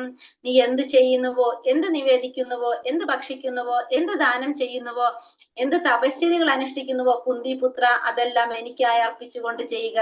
പിന്നെ പറയുന്നു, നീ എന്ത് ചെയ്യണമെങ്കിലും അത് നീ എന്ത് ചെയ്യുന്നതായിക്കോട്ടെ, നിവേദിക്കുന്നതായിക്കോട്ടെ, ഭക്ഷിക്കുന്നതായിക്കോട്ടെ, ദാനം ചെയ്യുന്നതാകട്ടെ, തപശ്ചര്യകൾ അനുഷ്ഠിക്കുന്നതാകട്ടെ, എല്ലാം നീ എന്ത് ചെയ്യണം? എനിക്കായിട്ട് അർപ്പിച്ചുകൊണ്ടായിരിക്കണം നീ ചെയ്യേണ്ടത്. അപ്പൊ എല്ലാതും എനിക്ക് അർപ്പിച്ചുകൊണ്ട് ചെയ്യാനാണ് ഭഗവാൻ പറയുന്നത്. നമ്മുടെ ജീവിതം എന്താക്കാനാണത്? ഭഗവാനെ കുറിച്ച് ഓർക്കുന്ന ജീവിതമാക്കാനായിട്ട്. അതായത് നമ്മുടെ ജീവിതത്തില് ഏതൊരു സന്ദർഭത്തിലും ഭഗവാനെ മറന്നു പോകാത്ത വിധത്തില് നമ്മളെ ജീവിതത്തെ ചിട്ടപ്പെടുത്താൻ വേണ്ടിയിട്ടാണ് ഭഗവാൻ ഇത്തരം കാര്യങ്ങൾ നമ്മൾ ഓർമ്മപ്പെടുത്തുന്നത്. അപ്പൊ നമ്മുടെ ഓരോരുത്തരുടെയും കടമയാണ് നമ്മൾ എന്ത് ചെയ്യുമ്പോഴും, എന്ത് ഭക്ഷണം കഴിക്കുമ്പോഴും ദാനം ചെയ്യുക, യജ്ഞം ചെയ്യുക, തപസ് ചെയ്യുക, ഇതെല്ലാം ചെയ്യുമ്പോൾ നമ്മൾ എന്ത് വേണം? ഭഗവാനെ സ്മരിച്ചുകൊണ്ട് ചെയ്യുക, അല്ലെങ്കിൽ ഭഗവാന് വേണ്ടി ചെയ്യുക. അപ്പൊ അങ്ങനെ ചെയ്യുമ്പോൾ നമ്മളെ ജീവിതത്തിൽ ഒരു സെക്കൻഡ് പോലും എന്തുണ്ടാവില്ല? ഭഗവാനെ മറന്നുകൊണ്ടുള്ള ഒരു ജീവിതം നമുക്ക് ഉണ്ടാവില്ല. അതിനു വേണ്ടിയിട്ട് നമ്മുടെ ജീവിതത്തെ ചിട്ടപ്പെടുത്താൻ വേണ്ടിയിട്ടാണ് ഭഗവാൻ ഈ ശ്ലോകത്തിലൂടെ നമ്മളെ ഓർമ്മപ്പെടുത്തുന്നത്. ശുഭാശുഭാഫലൈരേവ മോക്ഷ്യസേ കർമ്മബന്ധനൈ സന്യാസയോഗയുക്താത്മാ വിമുക്തോ മാമുപൈഷ്യസി. ഇങ്ങനെ കർമ്മബന്ധങ്ങളിൽ നിന്നും തജ്ജന്യങ്ങളായ ഗുണദോഷ ഫലങ്ങളിൽ നിന്നും നിനക്ക് സ്വതന്ത്രനാകാം. പരിത്യാഗം എന്ന തത്വം ഉൾക്കൊണ്ട് എന്നിൽ മനസ്സുറപ്പിച്ച് വിമുക്തനായി നിനക്ക് എന്നെ പ്രാപിക്കാം. അപ്പൊ ഇങ്ങനെ ചെയ്യുന്നതിന്റെ ഫലം എന്താണ്? എന്ത് ചെയ്യുന്നതും എപ്പോ ചെയ്യുന്നതും ഭഗവാനെ സ്മരിച്ചുകൊണ്ട് ചെയ്യുകയാണെങ്കിൽ ഓട്ടോമാറ്റിക്കലി എന്ത് സാധിക്കും? കർമ്മബന്ധങ്ങളിൽ നിന്നും അതനുസരിച്ചുണ്ടാകുന്ന നമ്മൾ ചെയ്യുന്ന തജ്ജന്യങ്ങളായിട്ടുള്ള ഗുണദോഷ ഫലങ്ങൾ, കർമ്മബന്ധനങ്ങളിൽ നിന്നും കർമ്മങ്ങൾ ചെയ്യുമ്പോൾ നമുക്കുണ്ടാകുന്ന ഗുണദോഷ ഫലങ്ങൾ, അതിനൊരു ഫലം ഉണ്ടാവും എന്തായാലും അല്ലെ, ആ ഫലത്തിൽ നിന്ന് നമുക്ക് സ്വതന്ത്രനാകാനായിട്ട് സാധിക്കും. പിന്നെ പരിത്യാഗം എന്ന തത്വം ഉൾക്കൊണ്ടുകൊണ്ട് എല്ലാം നമുക്ക് മാറ്റിക്കൊണ്ട് പരിത്യാഗം ഉൾക്കൊണ്ടുകൊണ്ട് എന്നിൽ മനസ്സുറമിച്ച് വിമുക്തനായിട്ട് നിനക്ക് എന്ത് സാധിക്കും? എന്നെ പ്രാപിക്കാനായിട്ട് സാധിക്കും. കാരണം നമുക്ക് ഭക്തിയിലേക്ക് കടക്കണമെങ്കിൽ നമുക്ക് എന്ത് അത്യാവശ്യമാണ്? ഭൗതികമായിട്ടുള്ള ആ സുഖ സൗകര്യങ്ങളെല്ലാം നമ്മൾ മാറിയാലേ നമുക്ക് എവിടേക്ക് കടക്കാൻ സാധിക്കുള്ളൂ? ഭക്തിയിലേക്ക് മാറാനായിട്ട് സാധിക്കുള്ളൂ. അപ്പൊ അതുകൊണ്ട് പരിത്യാഗം എല്ലാം പരിത്യജിക്കുക, ആ തത്വം ഉൾക്കൊണ്ടുകൊണ്ട് നിനക്ക് എന്ത് സാധിക്കും? എന്നെ പ്രാപിക്കാനായിട്ട് സാധിക്കുമെന്ന് ഭഗവാനോട് പറയുന്നു. അപ്പൊ ഭഗവാന്റെ നിർദ്ദേശം അനുസരിച്ച് കൃഷ്ണാവബോധ പ്രവർത്തനത്തിൽ ഏർപ്പെടുന്ന ആളാണ് ആര്? യുക്തൻ എന്ന് പറയുന്നത്. അപ്പൊ ഭഗവാൻ പറയുന്ന നിർദ്ദേശങ്ങളെല്ലാം അനുസരിക്കുന്ന വ്യക്തിയാണ് യുക്തൻ എന്ന് പറയുന്നത്. ഇപ്പൊ രൂപഗോസ്വാമി പറയുന്നത്, ഒരു ആചാര്യനാണ്, ഭൗതിക പ്രപഞ്ചത്തിൽ ജീവിക്കുന്ന കാലത്തോളം നമുക്ക് കർമ്മം ചെയ്യാതിരിക്കാൻ സാധിക്കില്ല, അത് നിർത്തിവെക്കാനും ആവില്ല. കർമ്മത്തിന്റെ ഫലം അത്രയും കൃഷ്ണന് സമർപ്പിക്കുന്നതിനെയാണ് എന്ത് പറയുന്നത്? യുക്ത വൈരാഗ്യം എന്ന് പറയുന്നത്. അപ്പൊ നമുക്ക് ഈ ഭൗതിക പ്രപഞ്ചത്തിൽ ജീവിക്കുന്ന സമയത്തോളം നമുക്ക് എന്ത് ഉണ്ടാവില്ല? നമുക്ക് കർമ്മം ചെയ്യാതിരിക്കാൻ നമുക്ക് ആർക്കും സാധിക്കില്ല, അത് നിർത്തിവെക്കാനും നമുക്ക് സാധിക്കില്ല. പക്ഷെ നമുക്ക് എന്ത് പറ്റും? നമ്മൾ ചെയ്യുന്ന കർമ്മത്തിന്റെ ഫലം മുഴുവനും ഭഗവാന് സമർപ്പിക്കാൻ സാധിക്കും. അതിനെ നമുക്ക് എന്ത് പറയാം? യുക്ത വൈരാഗ്യം എന്ന് പറയാം. അപ്പൊ നമുക്ക് കർമ്മം ചെയ്യാതിരിക്കാൻ നമുക്ക് ഒരു സെക്കൻഡ് പോലും പറ്റില്ല. നമ്മൾ എപ്പോഴും ഓരോന്ന് ചെയ്തുകൊണ്ടേയിരിക്കുന്നവരാണ്. അപ്പൊ അത് ചെയ്യാതിരിക്കാൻ പറഞ്ഞാൽ നമുക്ക് അത് നടക്കുന്ന കാര്യമല്ല.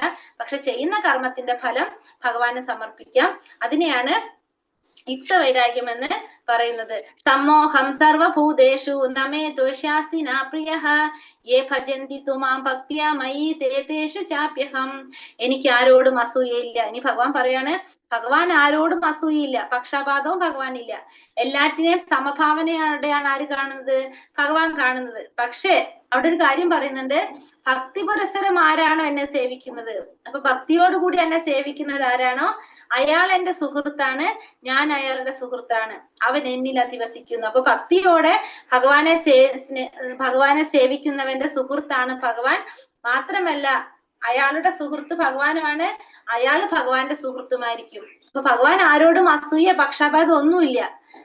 എല്ലാവരെയും സമഭാവനയോടാണ് ഭഗവാൻ കാണുന്നത് ഭഗവാൻ പറയാണ്. എന്നിട്ട് ഭഗവാൻ ഒന്നും കൂടി പറയാണ്, പക്ഷെ ഒരു കാര്യമുണ്ട്, ഭക്തിയോട് കൂടി ആരാണ് എന്നെ സേവിക്കുന്നത്, അയാൾ എന്റെ സുഹൃത്തും ഞാൻ അയാളുടെ സുഹൃത്തുമായിരിക്കും, അവൻ എന്നിൽ അധിവസിക്കുന്നു. ഇപ്പൊ നമുക്കറിയാലേ, നമ്മള് ഇപ്പൊ അച്ഛനമ്മമാര്, നമുക്കിപ്പോ ഒരു 3 മക്കളുണ്ടെങ്കിൽ ഒരു മകനോ മകളോ അമ്മയോടോ അച്ഛനോട് ഒരു പ്രത്യേക സ്നേഹം കാണുന്നുണ്ടെങ്കിൽ നമുക്കും അവരോട്, മറ്റുള്ളവരോട് എല്ലാവരും ഒരുപോലെ തന്നെയാണ്, പക്ഷെ എന്നാലും ഒരു പൊടി സ്നേഹം കൂടുതൽ ആരോടുണ്ടാവും, ആ മകനോടോ മകളോടോ നമുക്കുണ്ട്. അതേപോലെ തന്നെയാണ് ഇവിടെ ഭഗവാൻ പറഞ്ഞത്, എല്ലാ മക്കളും ഒരുപോലെയാണ്, പക്ഷെ എന്നെ സ്നേഹിക്കുന്നവർക്ക് അവരോട് ചെറിയൊരു മമത ആർക്കുണ്ട്, ഭഗവാൻ ഉണ്ടെന്ന് ഇവിടെ ഭഗവാൻ പറയാണ്.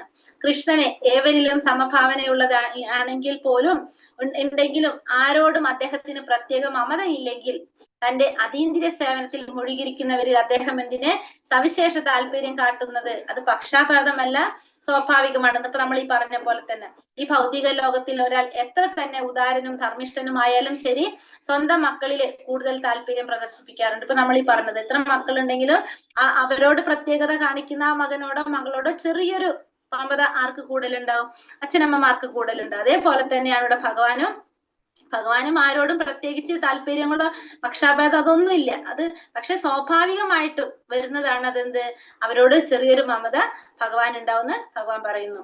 അപിചേ സുതുരാചാരോ ഭജതേ മാമനന്യഭാഗ് സാതുരേവ സമന്തവ്യ സമ്യകാ വ്യവസിതോ ഹി സഹ. ഒരാൾ അത്യന്തം ഹീനമായൊരു ദുഷ്കർമ്മം ചെയ്താൽ പോലും ഭക്തിപൂർവ്വം ഭഗവത് സേവനത്തിൽ ഏർപ്പെടുന്ന പക്ഷം അയാളെ സാധു എന്ന് കരുതണം. കാരണം തന്റെ ദൃഢവിശ്വാസത്തിൽ അദ്ദേഹം ശരിയായി വർത്തിക്കുന്നു. അപ്പൊ ഒരാള് അത്യന്തം ഹീനമായിട്ടുള്ള പ്രവൃത്തി ചെയ്താൽ പോലും അയാള്, അതായത് എന്തെങ്കിലും ഹീനമായിട്ടുള്ള ദുഷ്പ്രവൃത്തികൾ എന്തെങ്കിലും ചെയ്താൽ പോലും ഭക്തിപൂർവ്വം ഭഗവാന്റെ സേവനത്തിൽ ഏർപ്പെടുകയാണെങ്കിൽ അയാളെ നമ്മൾ ആരായിട്ട് തന്നെ കരുതണം, സാധുവായിട്ട് തന്നെ കരുതണം. കാരണം അയാളുടെ ദൃഢവിശ്വാസത്തില് അയാൾ ശരിയായിട്ട് വർത്തിച്ചു വരും. അതായത് നമ്മൾ പറയുന്നത്, ഇപ്പൊ ഒരു ഭക്തനാണ് എന്തെങ്കിലും സാഹചര്യം കൊണ്ടോ അല്ലെങ്കിൽ സമ്മർദ്ദം കൊണ്ടോ ചിലപ്പോ എന്തെങ്കിലും തെറ്റായൊരു പ്രവൃത്തി ചെയ്തു പോയി കഴിഞ്ഞാലും നമ്മൾ അയാളെ അത് പറഞ്ഞിട്ട് നമ്മൾ എന്ത് ചെയ്യാൻ പാടില്ല, നിഷിക്കാനായിട്ട് പാടില്ല. അപ്പൊ അയാളെ നമ്മൾ സാധുവായിട്ട് തന്നെ കരുതണം. കാരണം അയാൾ വീണ്ടും ഭഗവത് സേവനത്തിൽ ഏർപ്പെട്ടുകൊണ്ടേയിരിക്കുന്ന വ്യക്തിയാണ്. അങ്ങനെ അയാൾക്ക് എന്ത് സാധിക്കും, അയാളുടെ ആ ദൃഢവിശ്വാസം കൊണ്ട് തന്നെ അതിന്റെ ഫലങ്ങൾ ഇല്ലാതാക്കാനായിട്ട് ആ വ്യക്തിക്ക് സാധിക്കും.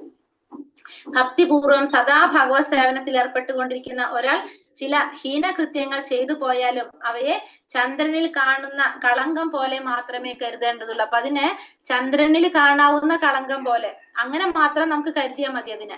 അതായത് ചന്ദ്രപ്രകാശത്തിന്റെ പ്രസരണത്തിന് അതൊരിക്കലും തടസ്സമാകുന്നില്ല. അങ്ങനെ തന്നെ ആ സാധുജനോചിതമായിട്ടുള്ള മാർഗത്തിൽ നിന്ന് തെല്ലൊന്ന് കാൽ പോയെന്ന് വെച്ച് ഭക്തൻ നിന്ദാർഹനല്ല. അപ്പൊ നമ്മള് അങ്ങനെ എന്തെങ്കിലും കാരണം കൊണ്ട് ഇപ്പൊ അങ്ങനെ ചെറിയൊരു തെറ്റ് സംഭവിച്ചാൽ പോലും, ചെറുതായിട്ട് കാല് തെറ്റിപ്പോയാൽ പോലും ആ ഭക്തൻ ഒരിക്കലും ആരല്ല, നിന്ദാർഹനല്ല. കാരണം നമ്മൾ എന്ത് ചെയ്തുകൊണ്ടിരിക്കുകയാണ്, നമ്മൾ ഭക്തിയുടെ സേവനം ചെയ്തുകൊണ്ടേ ഇരിക്കുന്നവരാണ്. അപ്പൊ ഓട്ടോമാറ്റിക്കലി എന്ത് സാധിക്കും, നമ്മളെ പ്യൂരിഫിക്കേഷൻ അവിടെ നടന്നുകൊണ്ടേയിരിക്കണം. അപ്പൊ നമ്മുടെ അവിടെ പ്യൂരിഫൈ ചെയ്തുകൊണ്ടേയിരിക്കും. അപ്പൊ അതുകൊണ്ട് ഒരിക്കലും നമ്മൾ അങ്ങനെയുള്ളവരെ നിന്ദിക്കേണ്ട ആവശ്യമില്ല എന്നാണ് ഇവിടെ ഭഗവാൻ പറയുന്നത്. ക്ഷിപ്രം ഭവതി ധർമാത്മാ ശശ്വചാന്തീനി ഗച്ഛതി കൗന്ദേയ പ്രതിജാനീഹി നമേ ഭക്ത പ്രണശ്യതി. അവൻ വേഗത്തിൽ തന്നെ ധാർമ്മികനായി തീർന്ന് ശാശ്വതമായ ശാന്തി നേടും. അതായത് അപ്പൊ നമ്മൾ പറഞ്ഞല്ലോ, ആ വ്യക്തി ഭക്തിയുടെ സേവനം ചെയ്തുകൊണ്ടേയിരിക്കുകയാണ്. അപ്പൊ പെട്ടെന്ന് തന്നെ അവർക്ക് എന്ത് സാധിക്കും, അവർക്ക് ശാശ്വതമായിട്ടുള്ള ശാന്തി നേടാനായിട്ട് സാധിക്കും, ആ ധാർമ്മികനായിട്ട് മാറാനായിട്ട് സാധിക്കും. എന്നിട്ട് ഭഗവാൻ പറയാണ്, എന്റെ ഭക്തൻ ഒരിക്കലും നാശം സംഭവിക്കുന്നില്ല എന്ന് കുന്തിപുത്ര ഉറപ്പിച്ച് പ്രഖ്യാപിക്കൂ. എന്നിട്ട് ഭഗവാൻ പറയാണ്, എന്റെ ഭക്തൻ ഒരിക്കലും എന്ത് സംഭവിക്കില്ല, നാശം സംഭവിക്കില്ല എന്ന് അർജുനനോട് പ്രഖ്യാപിക്കാനാണ് ഭഗവാൻ പറയുന്നത്. കുന്തിപുത്ര നീ പ്രഖ്യാപിക്കൂ എന്നാ പറയുന്നത് അർജുനനോട്. കാരണം ഭഗവാൻ എന്തുകൊണ്ടാണ് അവിടെ അർജുനനെ കൊണ്ട് പ്രഖ്യാപിക്കാൻ പറയുന്നത്, ഇത്രയും കാര്യങ്ങൾ ഭഗവാനല്ലേ പറഞ്ഞത്. എന്നിട്ട് ഇവിടെ ഭഗവാൻ എന്തുകൊണ്ട് അർജുനനോട് പറയാൻ പറയുന്നത്? ഹരേ കൃഷ്ണ. ഒരു ഭക്തനെ എന്ത് പറഞ്ഞാലും ഭഗവാൻ അനുസരിക്കും. വാക്ക് മാറ്റിയേക്കാം, ഭക്തന്മാരുടെ വാക്ക് ഭഗവാൻ മാറ്റില്ല അല്ലെ? കാരണം ഭക്തൻ പറയുന്നത് ഭഗവാൻ അനുസരിക്കും. ഭഗവാൻ നമുക്കറിയാം, കുരുക്ഷേത്ര യുദ്ധം നടക്കുന്ന സമയത്ത് ഭഗവാൻ എന്ത് പറഞ്ഞിരുന്നു, ഞാൻ ആയുധം എടുക്കില്ല എന്ന് പറയും. പക്ഷെ ഭഗവാനെ കൊണ്ട് ആയുധം എടുപ്പിക്കണം എന്ന് ആർക്ക് ആഗ്രഹം ഉണ്ടായിരുന്നു? ഭീഷ്മ പിതാമഹൻ അപ്പൊ ഭഗവാൻ എന്ത് ചെയ്തു? ആ ഭീഷ്മ പിതാമഹന്റെ ആഗ്രഹം നടത്താൻ വേണ്ടിട്ട് ഭഗവാന്റെ വാക്ക് ഭഗവാൻ തെറ്റിച്ചോടെ. അപ്പൊ അതേപോലെ തന്നെ ഭഗവാൻ എന്ത് പറഞ്ഞാലും ചിലപ്പോ അത് തെറ്റിക്കാം ഭഗവാൻ. പക്ഷെ ഭക്തന്മാരുടെ വാക്ക് ഭഗവാൻ ഒരിക്കലും തെറ്റിക്കില്ല. ഭഗവാൻ അത് ചെയ്യാം. അപ്പൊ അതുകൊണ്ട് ഭഗവാൻ അർജുനനോടാ പറയുന്നത്, കുന്തിപുത്ര നീ ഉറപ്പിച്ച് പ്രഖ്യാപിക്കൂ, നമേ ഭക്ത പ്രണശ്യതി എന്നാണ് ഇവിടെ ഭഗവാൻ പറയുന്നത്. ഉത്കൃഷ്ട നിലയിൽ നിന്ന് പതനം സംഭവിച്ചു പോയാൽ വീണ്ടും വിശുദ്ധി നേടുന്നതിന് ചില പ്രായശ്ചിത്ത ക്രിയകൾ വേദങ്ങളിൽ വിധിച്ചിട്ടുണ്ട്. ഈ അനുഷ്ഠാന കാര്യങ്ങൾ ഇവിടെ ആർക്കും ആവശ്യമില്ല? കൃഷ്ണ ഭക്തിയിലുള്ള ഭഗവാന്റെ ഭക്തന്മാർക്ക് ആവശ്യമില്ല. അപ്പൊ നമ്മള് ഇങ്ങനെ വലിയ നിലയിൽ എത്തിയിട്ട്, ഉത്കൃഷ്ടമായ നിലയിലൊക്കെ എത്തിയിട്ട് ഏതെങ്കിലും രീതിയിൽ നമുക്ക് പതനം സംഭവിച്ചു പോയി കഴിഞ്ഞാൽ തന്നെ നമുക്ക് നമ്മളെ വേദങ്ങളിൽ പലതരത്തിലുള്ള പ്രായശ്ചിത്ത ക്രിയകളൊക്കെ പറഞ്ഞിട്ടുണ്ട്. പക്ഷേ കൃഷ്ണാവബോധത്തിലുള്ളവരെ സംബന്ധിച്ച് അതിന്റെ ഒന്നും ആവശ്യം വരുന്നില്ല. കാരണം നിരന്തരം നാമം ജപിച്ചുകൊണ്ടിരിക്കുന്നവരാണ്. അപ്പൊ നിരന്തരം ഭഗവത് സ്മരണ ചെയ്യുന്നത് കൊണ്ട് ഓട്ടോമാറ്റിക്കലി അവിടെ എന്ത് നടക്കാണ്? ശുദ്ധീകരണ പ്രക്രിയ നടന്നുകൊണ്ടേ ഇരിക്കുകയാണ്. അപ്പൊ നമ്മൾ പ്രത്യേകിച്ച് അവിടെ എന്ത് ചെയ്യേണ്ട? നമ്മൾ വേറൊരു പ്രായശ്ചിത്ത ക്രിയകൾ ചെയ്യേണ്ട ആവശ്യമില്ല. അറിയാതെ തന്നെ എന്തെങ്കിലും നമ്മളിൽ നിന്ന് തെറ്റുകൾ സംഭവിച്ചു പോയാൽ തന്നെ നമ്മൾ എന്ത് ചെയ്യാം? ഭഗവാന്റെ നാമം ജപിച്ചത്, നാമജപം കൊണ്ട് നമ്മുടെ എല്ലാ തരത്തിലുള്ള തെറ്റുകളും പാപങ്ങളും ഇല്ലാതാക്കാനായിട്ട് സാധിക്കും. അതുകൊണ്ട് നമ്മൾ എന്ത് ചെയ്യാം? നാമം ജപിക്കുക എന്നുള്ളതാണ് മെയിൻ ആയിട്ടുള്ള കാര്യം. മാംഹി പാർത്ഥവ്യപാശ്രിത്യ യേപി സ്യൂപാപയോനയഃ സ്ത്രീയോ വൈശ്യസ്തഥാ ശൂദ്രസ്തേപി യാന്തി പരാം ഗതി. ഇനി അടുത്ത ശ്ലോകത്തിൽ ഭഗവാൻ എന്താ പറയുന്നത്? പാർത്ഥ, എന്നെ ആശ്രയിക്കുന്നവർ ആരായാലും, അധമകുലത്തിൽ പിറന്നവരോ സ്ത്രീകളോ കച്ചവടക്കാരോ ശൂദ്രരോ ആരായാലും ശരി പരമപദം പ്രാപിക്കും. പിന്നെ ഭഗവാൻ അടുത്തത് ഇവിടെ സ്ത്രീകൾ എടുത്തു പറയുന്നുണ്ട്. അതെന്താ കാരണം? അധമകുലത്തിൽ പിറന്നവർ ആരായാലും, അത് സ്ത്രീകളായിക്കോട്ടെ, കച്ചവടക്കാരായിക്കോട്ടെ, ശൂദ്രരായിക്കോട്ടെ, ആരായിക്കോട്ടെ, അവർക്കൊക്കെ പരമപദം പ്രാപിക്കാൻ സാധിക്കും. എന്തുകൊണ്ടാണ് സ്ത്രീകൾ എടുത്തു പറയുന്നത് ഇവിടെ? ആലോചിച്ചേ.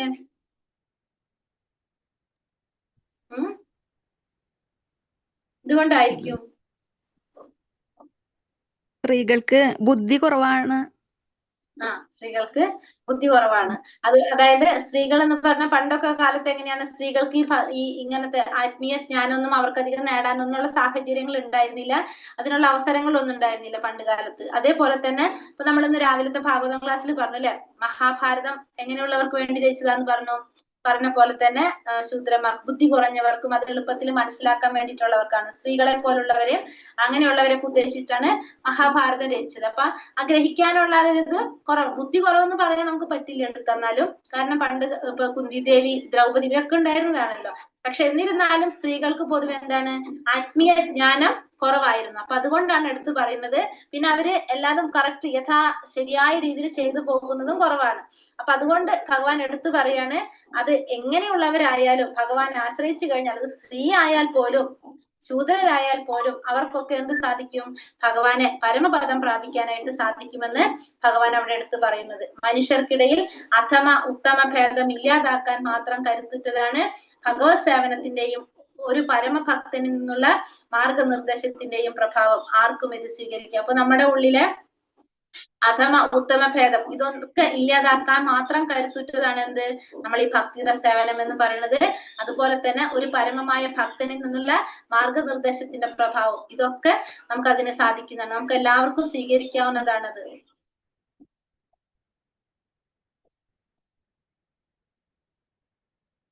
ഇതിലൊരു ശ്ലോകം ഇതിൽ വന്നിട്ടില്ല, അത് ഞാൻ ബുക്കിൽ നിന്ന് വായിക്കാം. 33.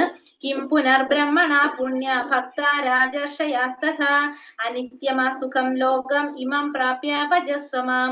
അപ്പോൾ പുണ്യാത്മാക്കളായിട്ടുള്ള ബ്രാഹ്മണരുടെയും ഭക്തരായ രാജർഷികളുടെയും കഥ പറയാനുണ്ടോ?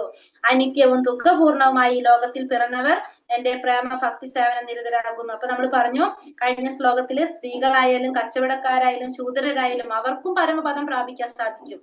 അപ്പൊ പിന്നെ പുണ്യാത്മാക്കളായിട്ടുള്ള ബ്രാഹ്മണന്മാരുടെ അല്ലെങ്കിൽ ഭക്തരായിട്ടുള്ള രാജർഷിമാരുടെ കഥ പിന്നെ പറയേണ്ട ആവശ്യമില്ലല്ലോ. അപ്പൊ എല്ലാവർക്കും എന്ത് സാധിക്കും?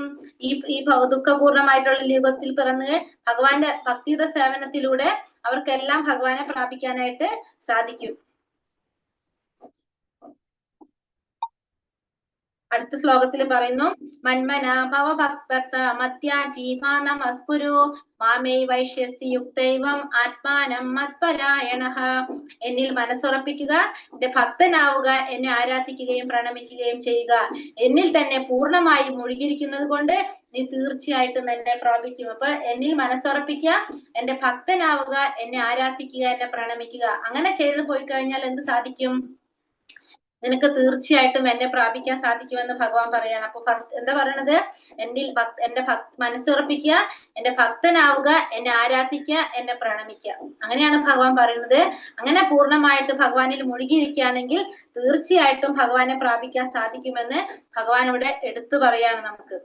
ആസുര സ്വഭാവികളായിട്ടുള്ള ചില വ്യക്തികളുണ്ട്. അപ്പൊ ഭഗവാനെ മനസ്സുറപ്പിക്കുക, ആരാധിക്കുക, പ്രണമിക്കുക എന്നാ പറയണത് അല്ലെ. അപ്പൊ ഭഗവാനെ ആരാധിക്കുന്നവരല്ലാതെ ഉണ്ട് ചില ആസുര സ്വഭാവത്തിലുള്ളവര്, കൃഷ്ണനെ പറ്റി ചിന്തിക്കുന്ന, അതായത് ഭഗവാന്റെ മാതുലനായിട്ടുള്ള കംസൻ ഏത് സമയത്തും ഭക്തന്മാരെക്കാളും കൂടുതൽ ഭഗവാനെ കുറിച്ച് ചിന്തിച്ചിട്ടുണ്ടാവും കംസൻ. കാരണം എന്താണ്? ശത്രുതാഭാവമാണ് അല്ലെ. ഭഗവാൻ എപ്പോഴാണ് എന്നെ വധിക്കാനായിട്ട് കൃഷ്ണ വരുന്നതെന്ന് ചിന്തിച്ചു കൊണ്ടിരിക്കുന്നതാണ് ആര്? കംസൻ. അപ്പൊ കംസനും ഭഗവാനെ കുറിച്ച് ചിന്തിച്ചു കൊണ്ടിരുന്നു. പക്ഷെ എന്താ പറയുന്നത് ഇവിടെ? അങ്ങനെയുള്ള സ്മരണ നമ്മളെ സഹായിക്കില്ല. എന്താ വേണ്ടത്? പ്രേമഭക്തി പുരസരമാവണം ഭഗവാനെ സ്മരിക്കേണ്ടത്. അതാണ് ഭക്തി. അതായത് ആനുകൂലേന കൃഷ്ണാനുശീലനം ഭക്തി ഉത്തമ. ഭക്തിയിൽ ഏറ്റവും ഉത്തമമായ ഭക്തി എന്ന് പറയുന്നത് ഭഗവാൻ അനുകൂലമായിക്കൊണ്ട് ഭഗവാനെ സേവിക്കുക എന്നുള്ളത്. ഭഗവാനോട് ആ ബന്ധം ഉണ്ടാകേണ്ടത് അനുകൂലമായിക്കൊണ്ടായിരിക്കണം. അതാണ് എന്ത്? ഭക്തിയിൽ ഏറ്റവും ഉത്തമമായ ഭക്തി എന്ന് ഭഗവാൻ ഇവിടെ പറഞ്ഞു തരുന്നു. ഹരേ കൃഷ്ണ കൃഷ്ണ കൃഷ്ണ ഹരേ ഹരേ, ഹരേ രാമ രാമ രാമ ഹരേ ഹരേ. വഞ്ചാകൽപതരുഭ്യശ്ച കൃപാ സിന്ധുഭ്യവച പതിതാനാം പാവനേഭ്യോ വൈഷ്ണവേഭ്യോ നമോ നമഃ. അനന്ത കോടി വൈഷ്ണവ ഭക്തവൃന്ദിക്ക് ജയ്. ശില പ്രഭുപാദിക്ക് ജയ്. ഗുരുദേവിക്ക് ജയ്. നിത്തായ ഗുരുപ്രമാനന്ദേ. ഹരി ഹരി ബോൽ. ഹരേ കൃഷ്ണ. അപ്പൊ നമ്മളിന്ന് 16-ാമത്തെ തൊട്ടല്ലേ കണ്ടത് ശ്ലോകം? 16-ാമത്തെ ശ്ലോകത്തിലാണ് അതെ മാതാജി, 16 തൊട്ടാണ്. എല്ലാ യജ്ഞങ്ങളുടെയും സാരം ആരാണ്? എല്ലാ യജ്ഞങ്ങളുടെയും സാരം ആരാണ്? ഭഗവാനാണ്. മന്ത്രം, അഗ്നി, ഒരു മിനിറ്റ്. യജ്ഞം, മന്ത്രം, അഗ്നി, അതുപോലെ തന്നെ ഹോമദ്രവ്യങ്ങൾ, ഇതെല്ലാം ആരാണ്? എല്ലാം ഭഗവാൻ തന്നെയാണ്. എല്ലാ വൈദിക കർമ്മങ്ങളുടെ യഥാർത്ഥ ഭോക്താവ് ആരാണ്? ഭഗവാനാണെന്ന് ഭഗവാൻ നമുക്ക് പറഞ്ഞു തരാണ്. അപ്പൊ യജ്ഞങ്ങളുടെ പരമലക്ഷ്യം എന്താണ്? ഭഗവാനെ പ്രസാദിപ്പിക്കുക, ഭഗവാനെ സന്തോഷിപ്പിക്കലാണ് എല്ലാറ്റിന്റെയും പരമമായ ലക്ഷ്യം. ഭഗവാനെ സന്തോഷിപ്പിക്കലാണെന്ന് എല്ലാ യജ്ഞങ്ങളുടെ ലക്ഷ്യം അതാണെന്ന് ഭഗവാൻ നമുക്ക് 16-ാമത്തെ ശ്ലോകത്തിൽ പറഞ്ഞു തന്നു.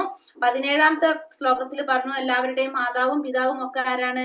ഭഗവാൻ തന്നെയാണ്. ലോകപിതാവും മാതാവും രക്ഷകനും പിതാമഹനും എല്ലാം ഭഗവാനാണ്. ഈ വേദങ്ങളും പ്രണവ മന്ത്രമായിട്ടുള്ള ഓം എല്ലാം ആരിൽ നിന്നാണ് വരുന്നത്? ഒക്കെ ഭഗവാനിൽ നിന്നാണ് വരുന്നത്. അറിയേണ്ടത് ഭഗവാനെ കുറിച്ചാണ്. ആ പരമസത്യം എന്താണ്? ഭഗവാൻ കൃഷ്ണനാണെന്നുള്ളതാണ് നമുക്ക് 17-ാമത്തെ ശ്ലോകത്തിൽ നമുക്ക് പറഞ്ഞു തരുന്നത്. 18-ാമത്തെ ശ്ലോകത്തിൽ പറയുന്നത് ഭഗവാനാണെന്ത്? നമ്മുടെ പരമമായ ആശ്രയം. ആര് മാത്രമേ ഉള്ളൂ? ഭഗവാനാണ്. എല്ലാ ജീവികളുടെയും ലക്ഷ്യം ഭഗവാനാണ്. രക്ഷകൻ ഭഗവാനാണ്. സുഹൃത്ത് ഭഗവാനാണ്. എല്ലാവരുടെയും ശരണം പ്രാപിക്കുന്നത് ആരെയാണ്? ഭഗവാനെയാണ് എല്ലാവരും ശരണം പ്രാപിക്കേണ്ടത്. സൃഷ്ടിയുടെയും സംഹാരത്തിന്റെയും എല്ലാത്തിന്റെയും ആദി ബീജവും ആധാരവും എല്ലാം ആരാണ്?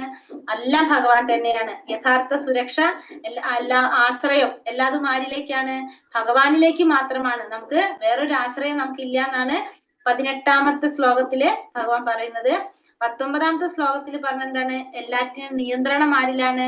ഭഗവാനിലാണ്. ചൂടും മഴയും നിയന്ത്രിക്കുന്നതും അതുപോലെ തന്നെ അമൃതം, മരണം, ഇതൊക്കെ ആരിലാണ്? ഭഗവാനിലാണ്. ആത്മീയമായിട്ടും ഭൗതികമായിട്ടുള്ള എല്ലാ അസ്തിത്വത്തിന്റെയും പരമകാരണം ആര് തന്നെയാണ്? ഭഗവാൻ കൃഷ്ണൻ തന്നെയാണെന്ന് നമുക്കിവിടെ പറഞ്ഞു തരുന്നത്. അടുത്ത ശ്ലോകത്തിൽ നമുക്ക് പറഞ്ഞു സ്വർഗസുഖത്തിന്റെ പരിമിതിയെ കുറിച്ച് അല്ലെ.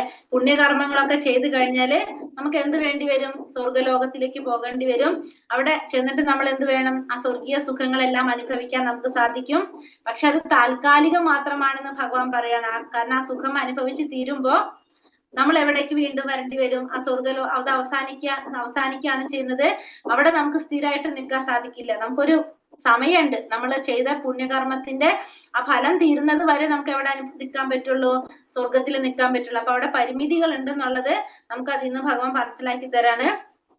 സ്വർഗലോകത്തില് നമുക്ക് അവിടെ പരിമിതികളുണ്ട്. നമുക്ക് എല്ലാ സമയവും അവിടെ നിൽക്കാനായിട്ട് നമുക്ക് സാധിക്കില്ല എന്ന് പറയാണ്. ഇനി അടുത്തത് വീണ്ടും പറയുന്നത് സ്വർഗസുഖം എപ്പോഴും എങ്ങനെയാണ്? താൽക്കാലികമായിട്ടുള്ളതാണ്. കാരണം സ്വർഗത്തിൽ പോയിട്ട് ആ പുണ്യഫലങ്ങൾ അനുഭവിച്ച ശേഷം ആ പുണ്യഫലം തീരുമ്പോ നമ്മൾ എവിടേക്ക് വരേണ്ടി വരും? ഭൂമിയിലേക്ക് വരേണ്ടതായിട്ട് വരും. പിന്നെ നമ്മൾ ഭൂമിയിൽ വന്നിട്ട് ഇത് മാറിക്കൊണ്ടിരിക്കും. പിന്നെ വീണ്ടും നമ്മളിവിടെ ഭൗതിക സുഖങ്ങൾ അനുഭവിച്ചുകൊണ്ടിരിക്കും. നമ്മൾ ആ സുഖങ്ങൾ അനുഭവിക്കുമ്പോ നമ്മൾ കർമ്മങ്ങൾ ചെയ്യുമ്പോൾ അതിൽ പിന്നെ നമുക്ക് എന്ത് വരും? ഈ പുണ്യവും പാപവും ഫലങ്ങൾ ഉണ്ടാവും.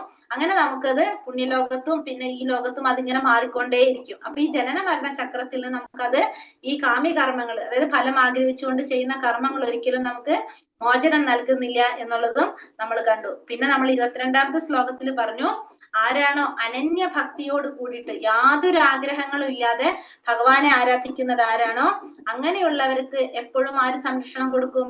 ഭഗവാൻ സംരക്ഷണം കൊടുക്കും. അവർക്ക് ആവശ്യമായത് ഭഗവാൻ നൽകുകയും ചെയ്യും, അവർക്കുള്ളത് ഭഗവാൻ സംരക്ഷിക്കുകയും ചെയ്യും. അപ്പൊ ഭഗവാൻ ആ ഭക്തന്റെ ഉത്തരവാദിത്തം ആരെ ഏറ്റെടുക്കാണ്? ഭഗവാൻ ഏറ്റെടുക്കാണ്. അപ്പൊ നമ്മള് ലൈഫ് ടൈം പോളിസിയാണെന്ന് പറയാല്ലേ. നമ്മള് ഭക്തനായി കഴിഞ്ഞാൽ നമുക്ക് പിന്നെ വേറെ ഒന്നിനെ കുറിച്ചും ചിന്തിക്കേണ്ട ആവശ്യമില്ല. അതൊക്കെ മനസ്സിലാക്കാം. പിന്നെ അടുത്തതില് ദേവതാരാധനയെ കുറിച്ച് ഭഗവാൻ പറയാണ്. ദേവന്മാരെ ആരാധിക്കുന്നവരും യഥാർത്ഥത്തിൽ ആരെ തന്നെയാണ് ആരാധിക്കുന്നത്? ഭഗവാനെ തന്നെയാണ് ആരാധിക്കുന്നത്.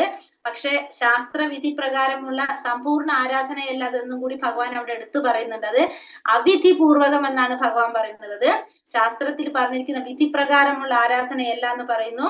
ആ പരമഫലം നമുക്ക് ലഭിക്കണമെങ്കിൽ നമ്മൾ എന്ത് വേണം? ഭഗവാനെ നേരിട്ട് തന്നെ ആരാധിക്കണമെന്ന് ഭഗവാൻ പറയാണ്. പിന്നെ അടുത്ത ശ്ലോകത്തില് ഭഗവാൻ പറഞ്ഞു, എല്ലാ യജ്ഞങ്ങളുടെയും ഭോക്താവ് ആര് തന്നെയാണ്? ഭഗവാൻ തന്നെയാണ്. എല്ലാറ്റിന്റെയും ഭോക്താവ് ഭഗവാനാണ്. എല്ലാറ്റിന്റെയും ഈശ്വരനും ആര് തന്നെയാണ്? ഭഗവാൻ തന്നെയാണ്. ഭഗവാൻ തന്നെയാണ് എല്ലാറ്റിന്റെയും നാഥനും ഭോക്താവും ഭഗവാൻ തന്നെയാണെന്ന് പറഞ്ഞു. ഇത് മനസ്സിലാക്കാത്തവർക്ക് എന്ത് സംഭവിക്കും? ഈ ഭൗതിക ബന്ധനത്തിൽ തുടർന്നുകൊണ്ടേയിരിക്കും. യജ്ഞത്തിന്റെ യഥാർത്ഥ ലക്ഷ്യം ഭഗവാനെ പ്രസാദിപ്പിക്കുക എന്നുള്ളതാണെന്ന് മനസ്സിലാക്കാത്തിടത്തോളം അവർക്ക് എന്ത് വേണ്ടി വരും? അവർ ഈ ഭൗതിക ബന്ധനത്തില് നിൽക്കേണ്ടതായിട്ട് വരുന്നു പറഞ്ഞു. അടുത്ത ശ്ലോകത്തിൽ ഭഗവാൻ നമുക്ക് മനസ്സിലാക്കി തരാണ്, നമ്മൾ ആരാധനയ്ക്കനുസരിച്ചാണ് നമുക്ക് എന്ത് സംഭവിക്കുന്നത്? നമുക്ക് ഫലം ലഭിക്കുന്നത്. ദേവന്മാരെ ആരാധിച്ചു കഴിഞ്ഞാല് ദേവന്മാരുടെ ലോകത്ത് പോയി അവിടെ ജനിക്കാൻ സാധിക്കും. പിതൃക്കൾ ആരാധിച്ചു കഴിഞ്ഞാൽ പിതൃലോകത്ത് പോയിട്ട് ജനിക്കാം. ഭൂതപ്രേതാദികൾ ആരാധിച്ചു കഴിഞ്ഞാൽ അവരുടെ ലോകത്ത് പോയിട്ട് ജനിക്കാം.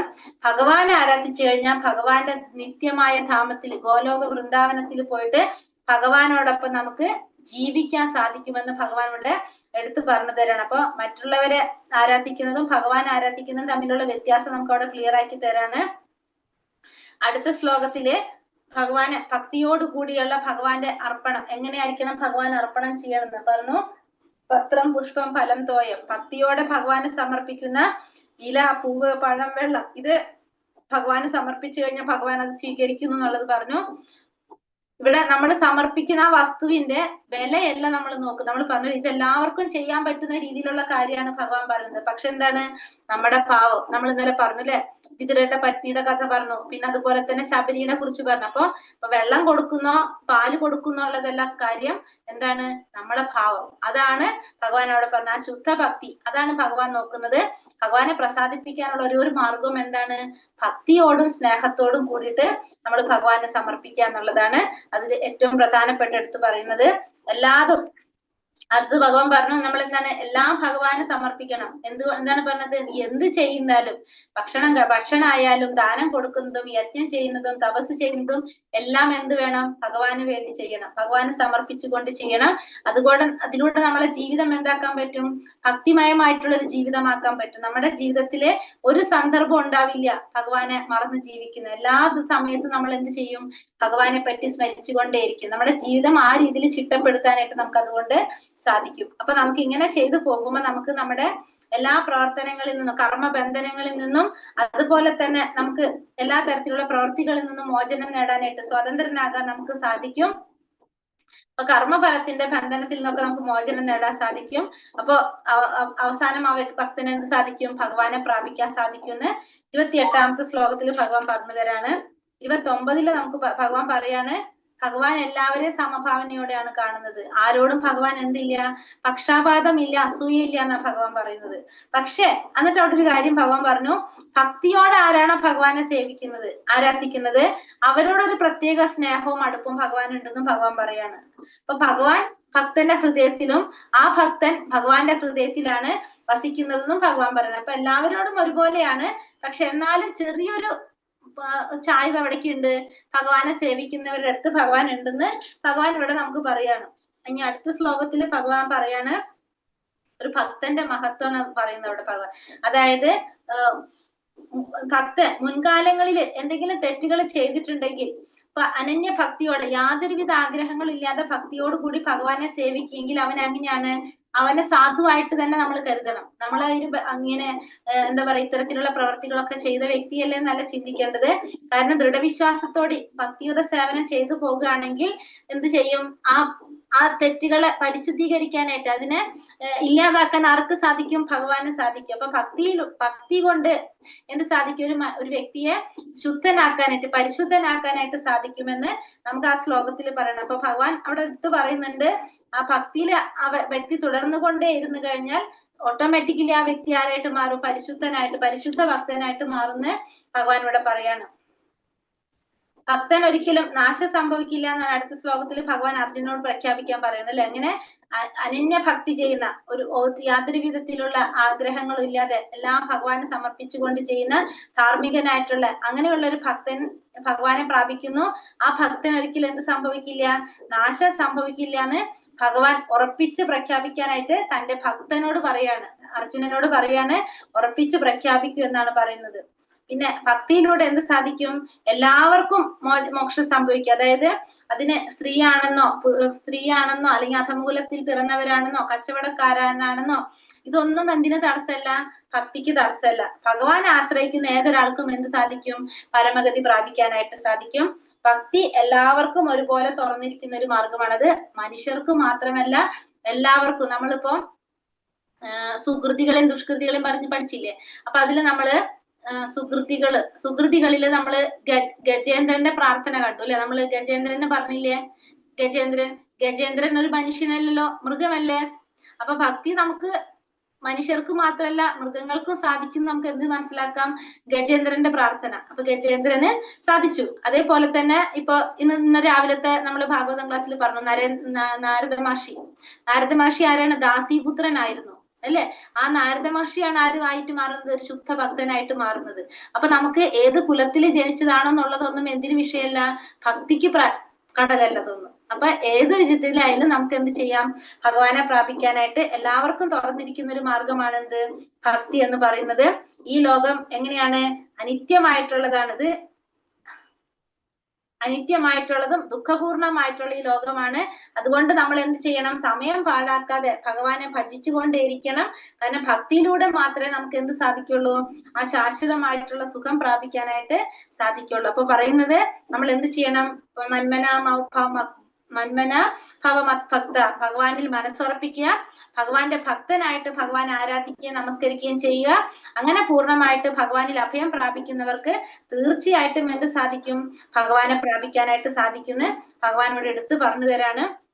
ഇതിൽ ഏറ്റവും പ്രധാനപ്പെട്ട ശ്ലോകമാണ് 26ാമത്തെ ശ്ലോകം, പത്രം പുഷ്പം ഫലം തോയം യോമേ ഭക്തി പ്രയച്ഛതി. ആ ശ്ലോകം പ്രധാനപ്പെട്ടതാണ്. പിന്നെ അതുപോലെ തന്നെ 34ാമത്തെ മന്മനാഭവം മദ്ഭക്ത, ആ ശ്ലോകം പ്രധാനപ്പെട്ടതാണ്. പിന്നെ ഭക്തന്റെ മഹത്വം പറയുന്ന ശ്ലോകം ഉണ്ടല്ലോ ഒരെണ്ണം, അത്യന്തം അപിചേർ സുരാചാരം, 30ാമത്തെ ശ്ലോകം, 30, 31, ആ ശ്ലോകമൊക്കെ ഇതിൽ പ്രധാനപ്പെട്ട ശ്ലോകങ്ങളാട്ടോ.